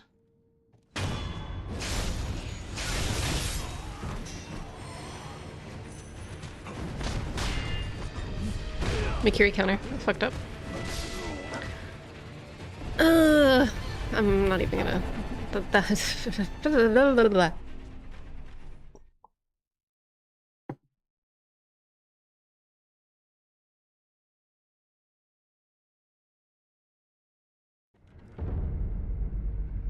You could use the knife that gives you spirit emblems? Wait, I don't even know if I have it. Do I have it? Is there a knife that gives you spirit emblems? Which knife? What? What are you talking about? I actually don't think I ever knew about that item. Period. You have to beat a ghost man to get it. Oh. Is that the one that's down in the... We can actually do that. Is that the one that's down in the, Shichiman... Ooh, where is it? Is that the one that's down in, Ashina Depths? There's like an area that I can go do right now, I think. The underground waterway. It's in the depths. It's in the abandoned dungeon. I think it's in the dungeon. I want to say it's in the dungeon. I want to say it's in the dungeon. It's in like a pit, like a big cave, right? And then I have to use the divine confetti for it, I remember. I remember.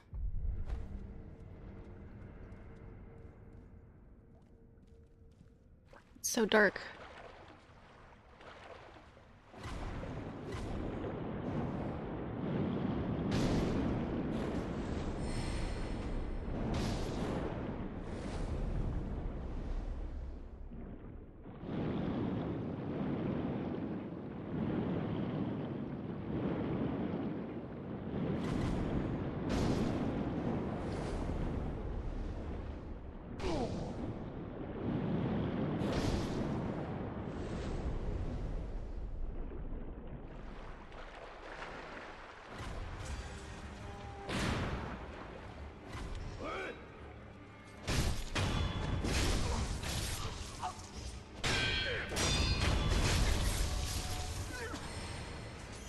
We're going on a field trip. Yeah, everybody pack up.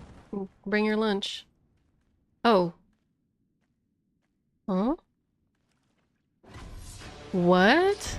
Why don't I remember this?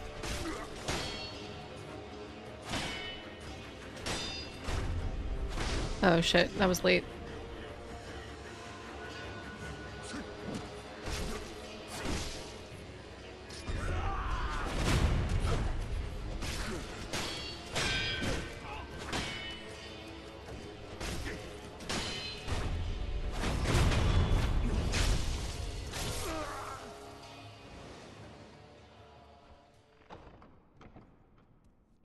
They only show up after the sun goes down. Oh.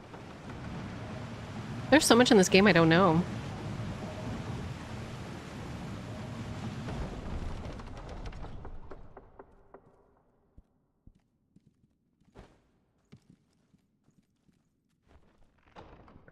I'm really craving a banh mi. Do y'all know what sounds really good right now? And it's not really food related. It kind of is food related, actually. I really want to go to the gym and I want to do my routine and just like get it out of the way. I think after I stream, I'm going to go do that. I feel like shit today. I really don't want to work out. I really don't want to work out, but I gotta, oh, this goes back here. Okay. I really don't want to work out. I really don't want to work out, chat, but I need to. I should. It's good for my mental health, and my mental health has been dog shit. And I need to remind myself that vocally out loud. I need to say it at myself. When I work out, it helps my self-esteem, it helps my depression, it helps my anxiety. I need to stay on top of that shit. But I don't want to fucking go. I don't want to go. I don't want to go. I want to fucking go. I don't want to go. I don't want to go. It's weird. Okay, wait. So like when I go do it and I'm like doing it, it's hard. But then kind of towards 75% of the way in, I feel great. Like I feel like, damn, I really accomplished something today. I really feel strong today. I feel like I'm really giving my body, like I'm really doing it. I feel great, like towards the tail end. And I always feel so much better when I'm done. I feel so proud of myself. I feel strong. I feel beautiful whenever I finish working out. Like I know the payoff is going to be great. There's nothing better in the world too than like after you work out and you take like a post-gym shower and you just feel nice and clean and exercise and you just feel real good. There's no better feeling than that feeling. But the idea of having to go to the place makes me feel like I'm burning my skin off my, like I'm like, it's like I'm sitting in a vat of acid is how it feels like. I'm just like, no, don't make me go. Because it's always the first like chunk of the gym that's the hardest. Getting to the gym and then the first chunk of working out sucks. Sucks. I hate working out, but then when I got sick, I couldn't, and I had the worst sudden onset of depression I ever had. I know, Lamppost, it's crazy. But I really want to go to the gym, and I want to have delicious food after the gym, and I want to curl up in bed after I've taken a shower, and then after all of that, I want to play Fields of Mystria while I'm in the bed.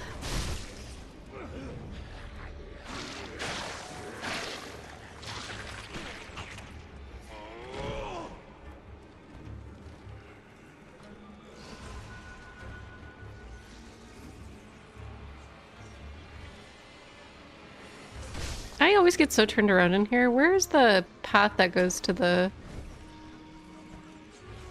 sorcerer? Where is it?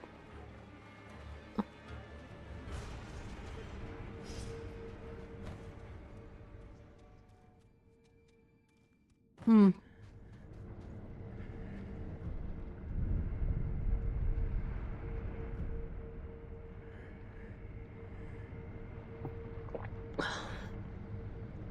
Hey Quaylock, hey chat, how's Wolf doing today? He's been better. Is Fields of Mystria expensive / out completely yet? I'm thinking of getting it for my niece's birthdays next week. I actually don't remember how much it is right now, but it's not fully out yet, and it probably won't be fully out until winter or spring, I think. But there's enough content there that I've already played 60 hours. But you can't fully romance NPCs yet. and you can't have so from what I understand, the features that they're adding like fully romanceable NPCs and kind of like the finalized heart events of the game and finalized like story events. But then there's also a couple of extra NPCs that aren't in the game yet. Like there's a couple of also like romanceable NPCs that aren't in the game yet. So in addition to romance, we're also just missing out on one guy and one girl. I personally think it might be the dragon and the dragon priestess. I think this is going to be the two. I don't think he's here. It should be past the area where you first find Genzaimon. Where the fuck is that?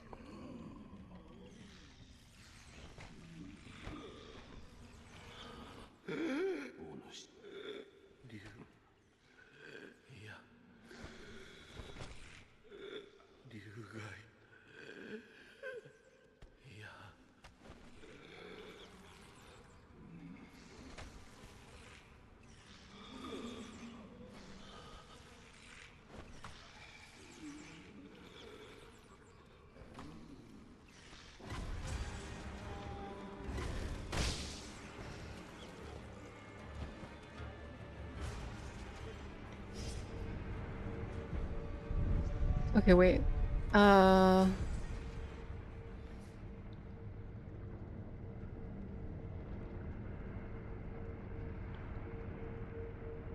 only in year 1 and I already have Sapphire rank. I've been grinding too hard. No, fully. I'm like towards the end of winter, Moss Moth, and I'm like pretty close to Sapphire rank.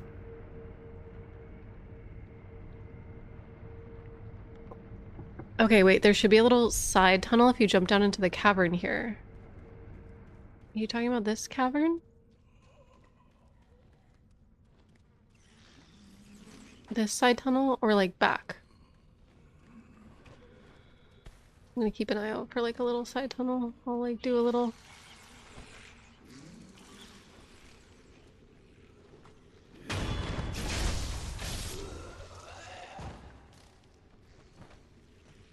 There we go, there we go, there we go. This seems familiar. This seems familiar to me. Here we go.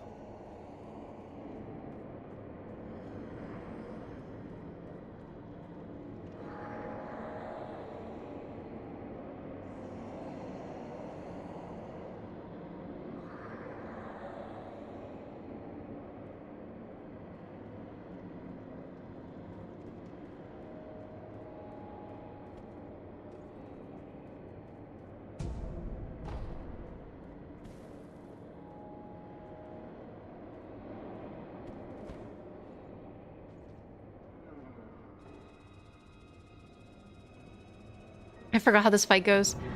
I distinctly... Okay, wait, X.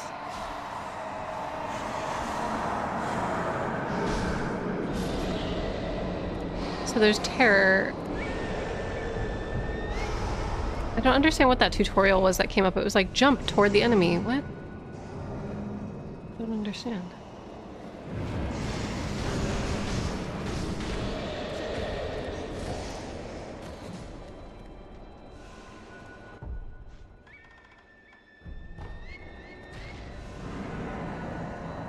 I'm trying to remember how this fight goes, so apologies, chat. It's gonna take me a second.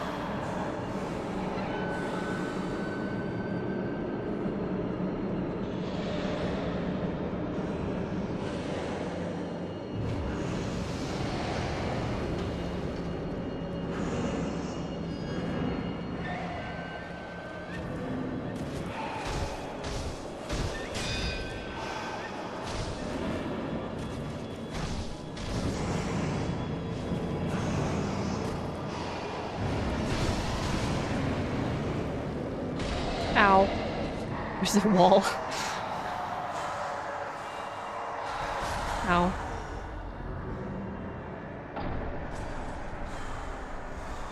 Okay.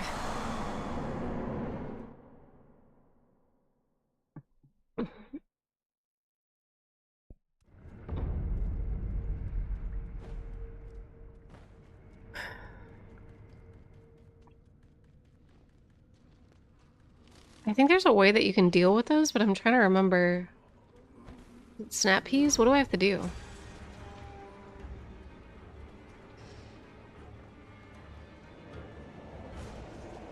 Figuring out what to do with these guys was always a pain. Yeah, there's like, I remember that once I got it, I like got it.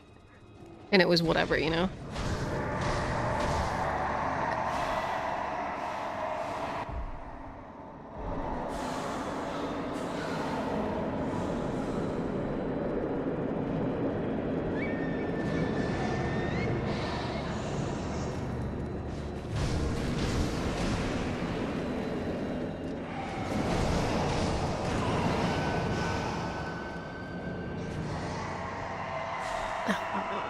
Okay.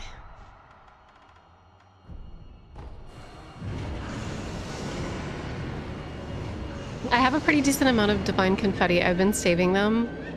And I do remember using divine confetti against these guys and against the headless enemies. So I'm trying to recall in what context I did that against this. Like, can you slash the ghosts with the divine confetti sword? Or do you just do more damage?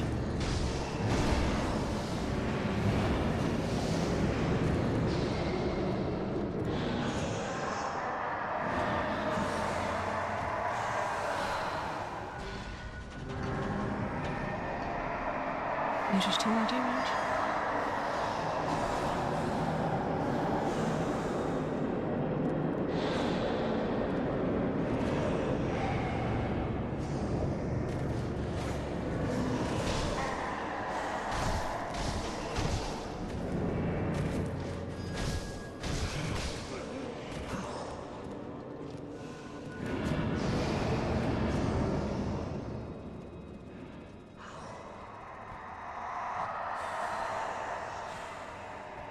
Okay.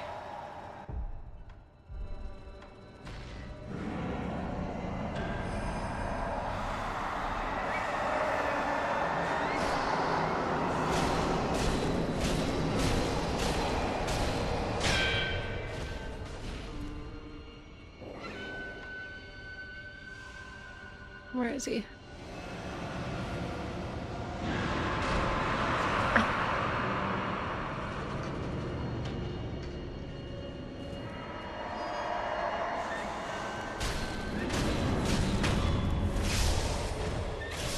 Okay.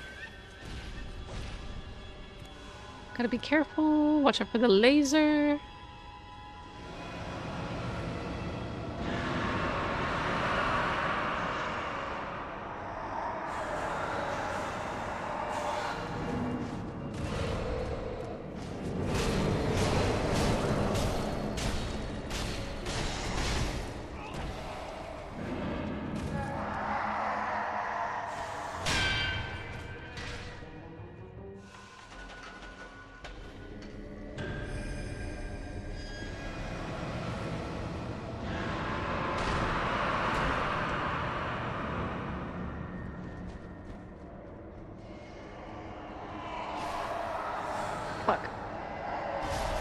Fuck.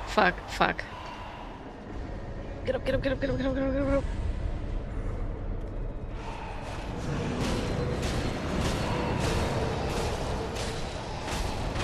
Okay.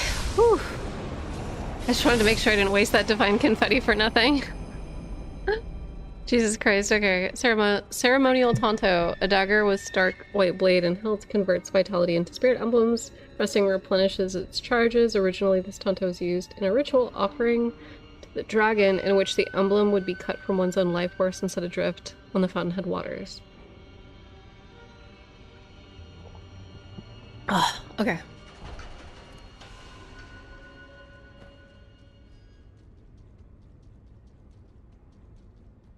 Whew.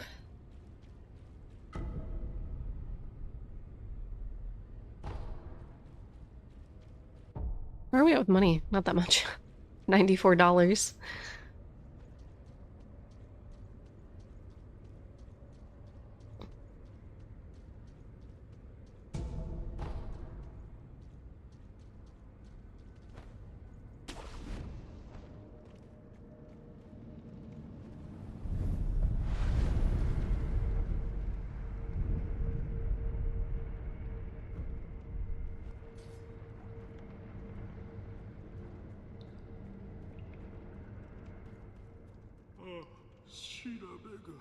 もしやお主が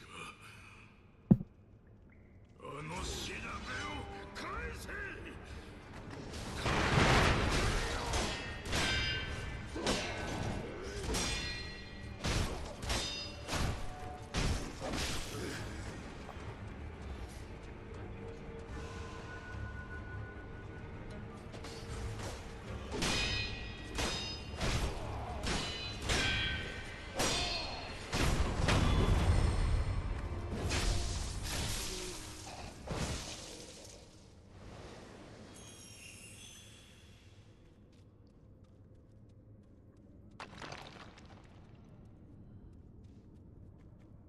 お前さん、身投げされ。なんだと。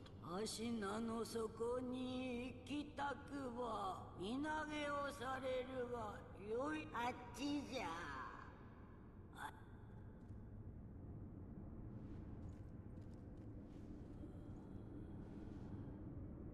I don't think I could do this yet, right? Yippee! Oh.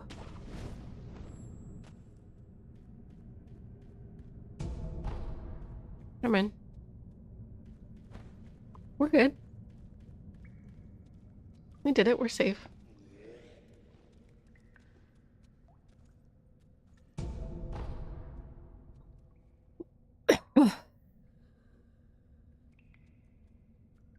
Oh no, why kill him? Because he attacked me.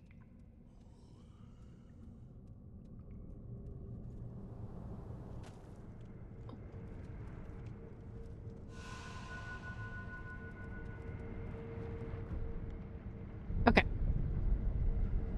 We've done it, y'all. We've looped everything. Let's go to the dojo. Isn't this the way to Mibu? Yes, it is.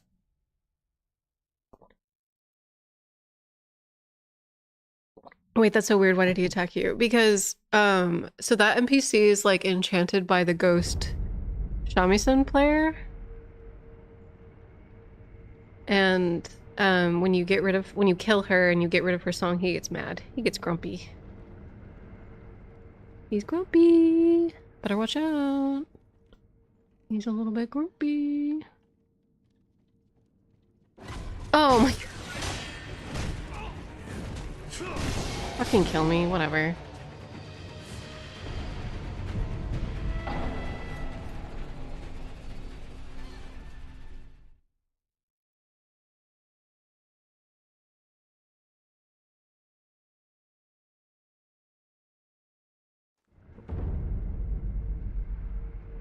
He didn't get to shoot his shot. We broke the bro code. It's true.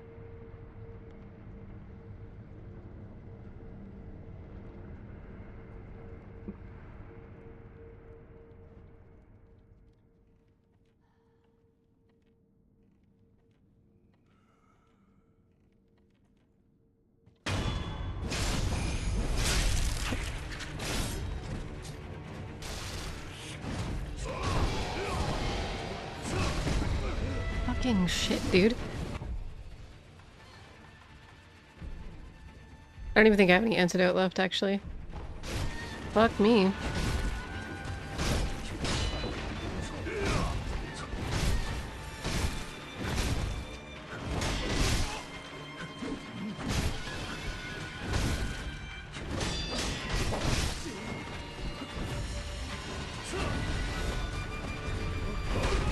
That was my Kiri counter. God damn it.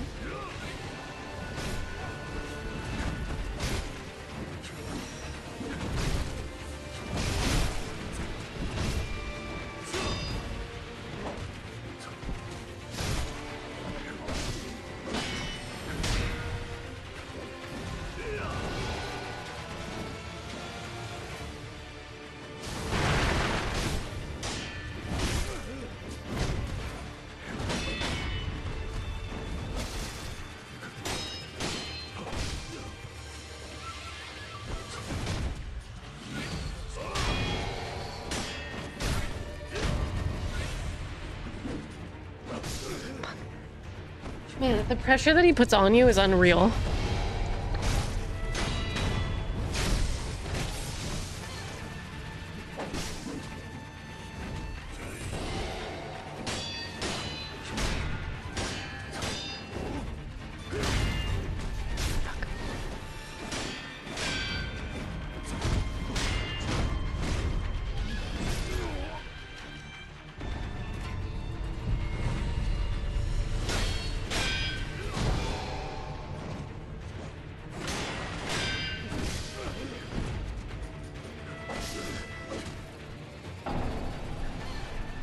Okay.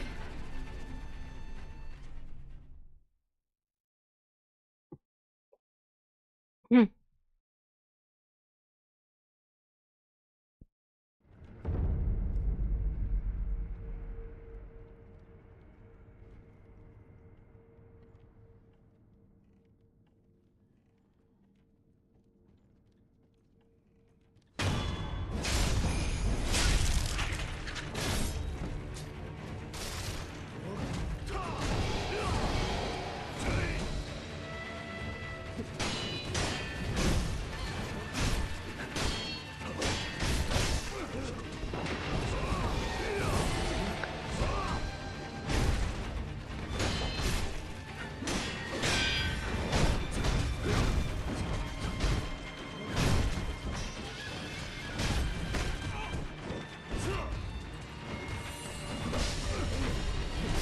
Fucking shit, dude. He went so far across the room.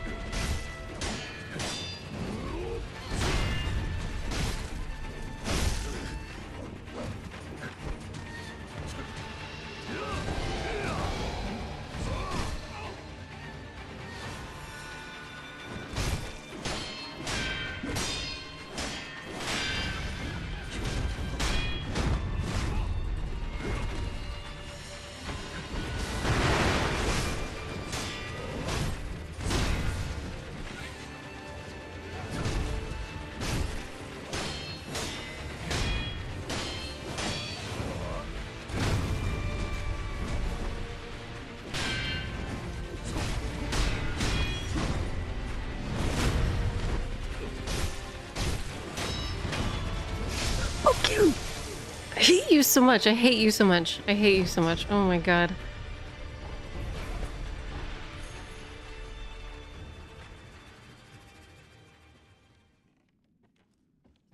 Jeez. Jeez.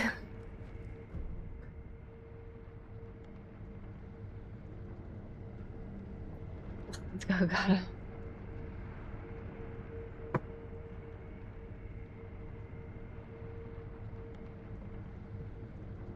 GG, easy, thanks.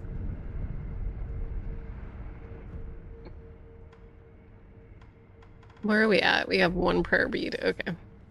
I might start trying to do the owl fight, but I don't know if it's even like worth it at this point. Because we're gonna have to learn it. I mean, we could just get with it. はかりお前こそ巫女様のお力にそれわしはあの流因をですが分かって第一の掟により今より巫女様そうじゃ父の言葉に従できませぬできぬだとなんと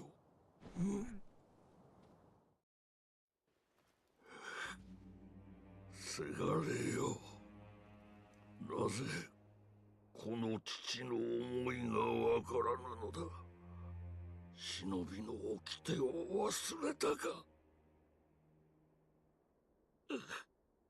掟は己で定めるそう決めました我が主のように Sorry, Dad. Also, you're a meanie. Yeah, it's true.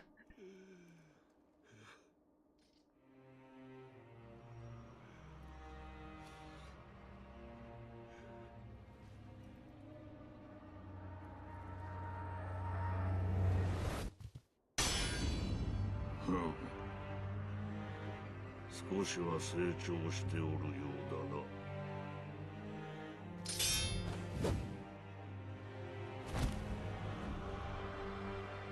やろうか。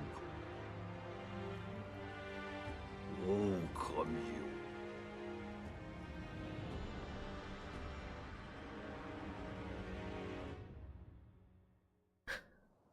参る。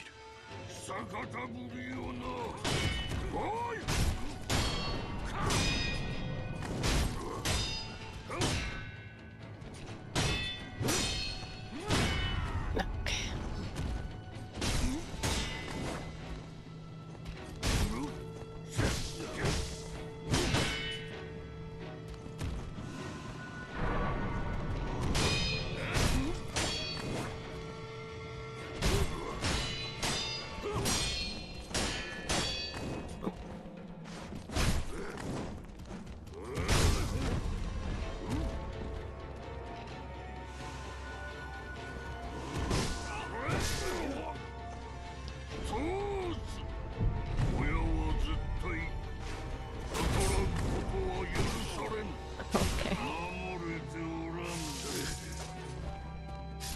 So don't use charge attacks was the moral of that. The moral of that story. Get me carried, yeah. Okay.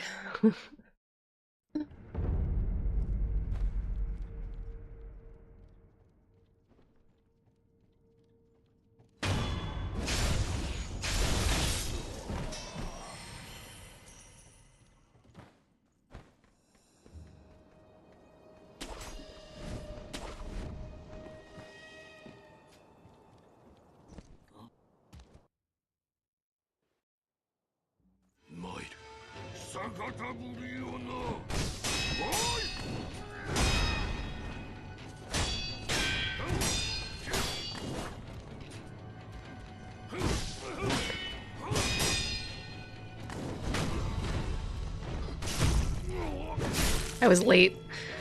I was late, y'all. That was my bad. That was fully my bad.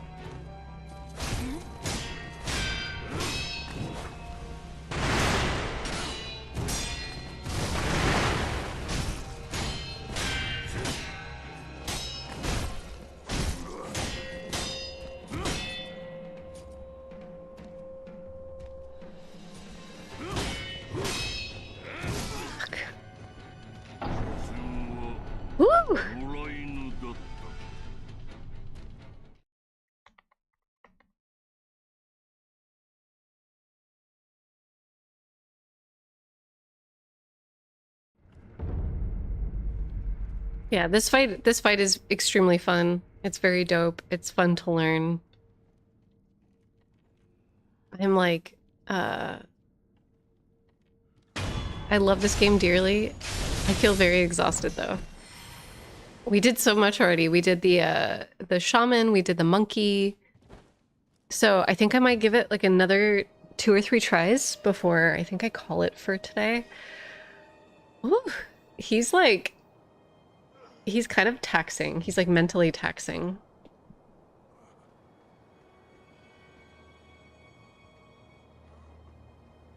We cleared 2 whole bosses, true, yeah. Quailog is feeling the owl heat. No, I'm feeling the monkey. The monkey really like put me through the stress ringer. And I feel just like my neurons are fried. I got the fried neurons.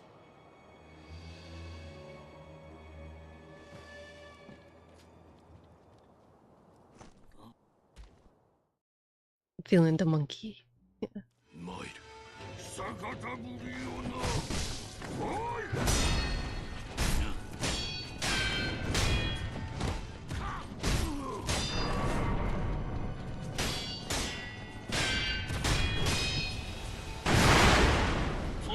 Ow. 親は絶対逆らうことは許されん。守れておらん。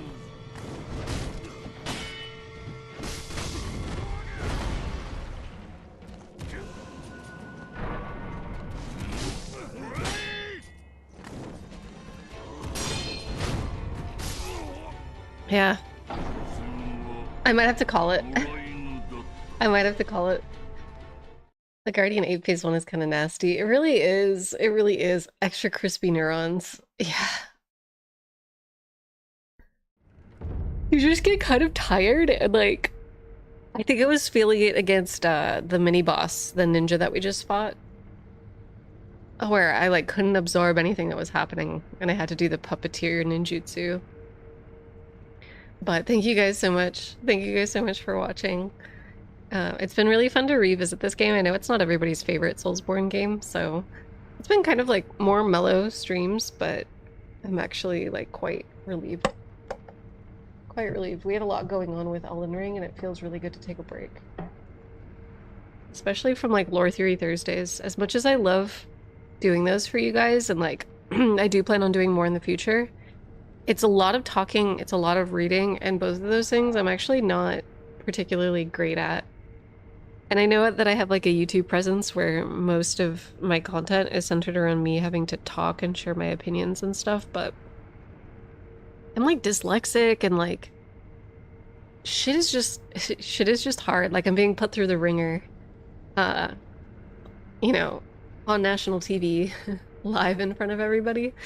So it's like, it's weird. It's like, I want to share, I want to do all this stuff with you. I want to do lore theories and I want to read everything, but yeah, it can be a lot. It can be a lot. I literally do improv and I struggle with talking and finding words. I get you. Yeah, it's like something you do recreationally a lot, all the time, but it is just a little feeling overwhelmed. Yeah, sometimes you just need a break. You need a break. Like, at my heart, I'm not really a, like, if I had the option to write for somebody and they have a YouTube channel and I could, like, make a living off of that and not be the face of my channel, I would definitely do it. Is the vibe. Do you think you'll hop on next? I'm gonna be streaming pretty consistently again, so we'll probably be streaming tomorrow. But...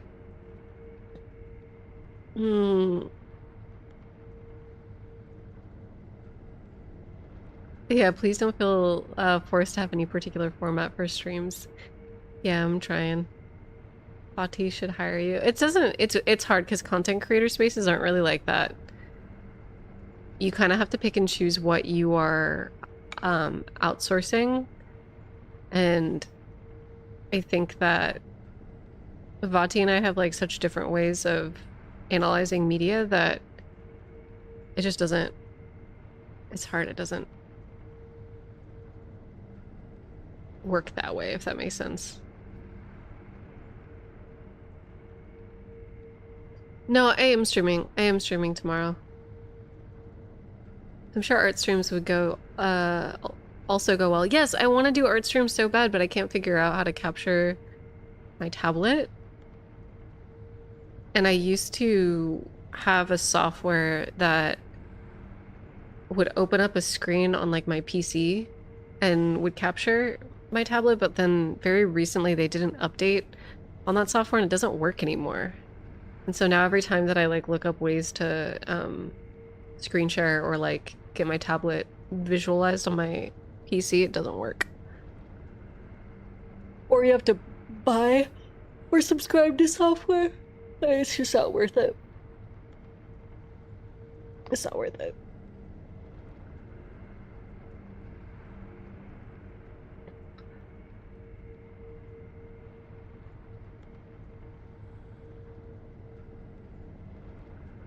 Yeah, I hope to do lots of different stuff. And like I said before, I will get back on doing Lore Theory Thursdays. I promise. I promise I'll get back on it. Thank you so much for letting me have a break and just allowing me to do Sekiro. Like, sometimes I just want to bash my head against hard games for a little bit to kind of like reset, and then we'll get back at it.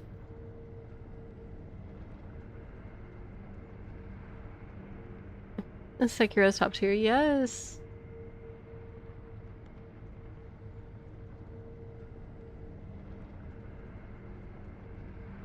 I don't know if you work on PC, but I use QuickTime to share my iPad on my screen. So I do use a PC, and then I draw from my iPad. And, I don't know. I have to look into it. I have to look into it. Yeah, I've been really enjoying the Sekiro I've been able to catch. I'm glad, Burgers. I'm glad. I'm glad that y'all are having a good time. Sekiro the best. It's really nice. It's really relaxing. I need to go back to Sekiro to beat Monkey Man, but he's so hard. You'll get it. I promise you'll get it. Take care of yourself. Mental health is important. Yeah. And thank you all for being here this week. This week has been especially difficult for me, like anxiety and depression wise. So thank you guys so much. It really means a lot. I promise I'll like be back to normal and will be motivated to do videos and make everything again. I'm just having like a slump. It comes and goes. It's just the nature of like the job market right now and how it impacts people emotionally, I think. Before it used to just be like, ooh, a fun little interview. I'm gonna test my mettle and see if I can like get another job. But now it's kind of like interviews are a life or death situation, quite literally. And so it is, it can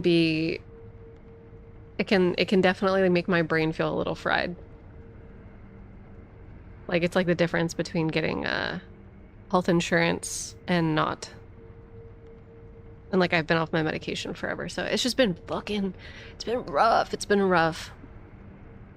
I feel that my last 2 weeks have been rough. I broke up with a long-term friend group. It's hard. That shit is hard too. Take care of yourself, Moss. Watching Germa play Nancy Drew was hard. I mostly lurk because I draw during your streams, but thank you for streaming. I've been trying to catch your streams more lately. Thank you so much. Thank you, Ube. I hope not being on the meds is a choice for you. No, it's like fully because of money. If you don't have work, you don't... In America, if you don't have work, you don't get health insurance. And even like unemployment options for health insurance are like the enrollment period is limited, and I'm not... It's not that enrollment period yet, but then also Cobra is like $700 a month, and I don't have that. So it's just a nightmare. It's hard. It's hard out here.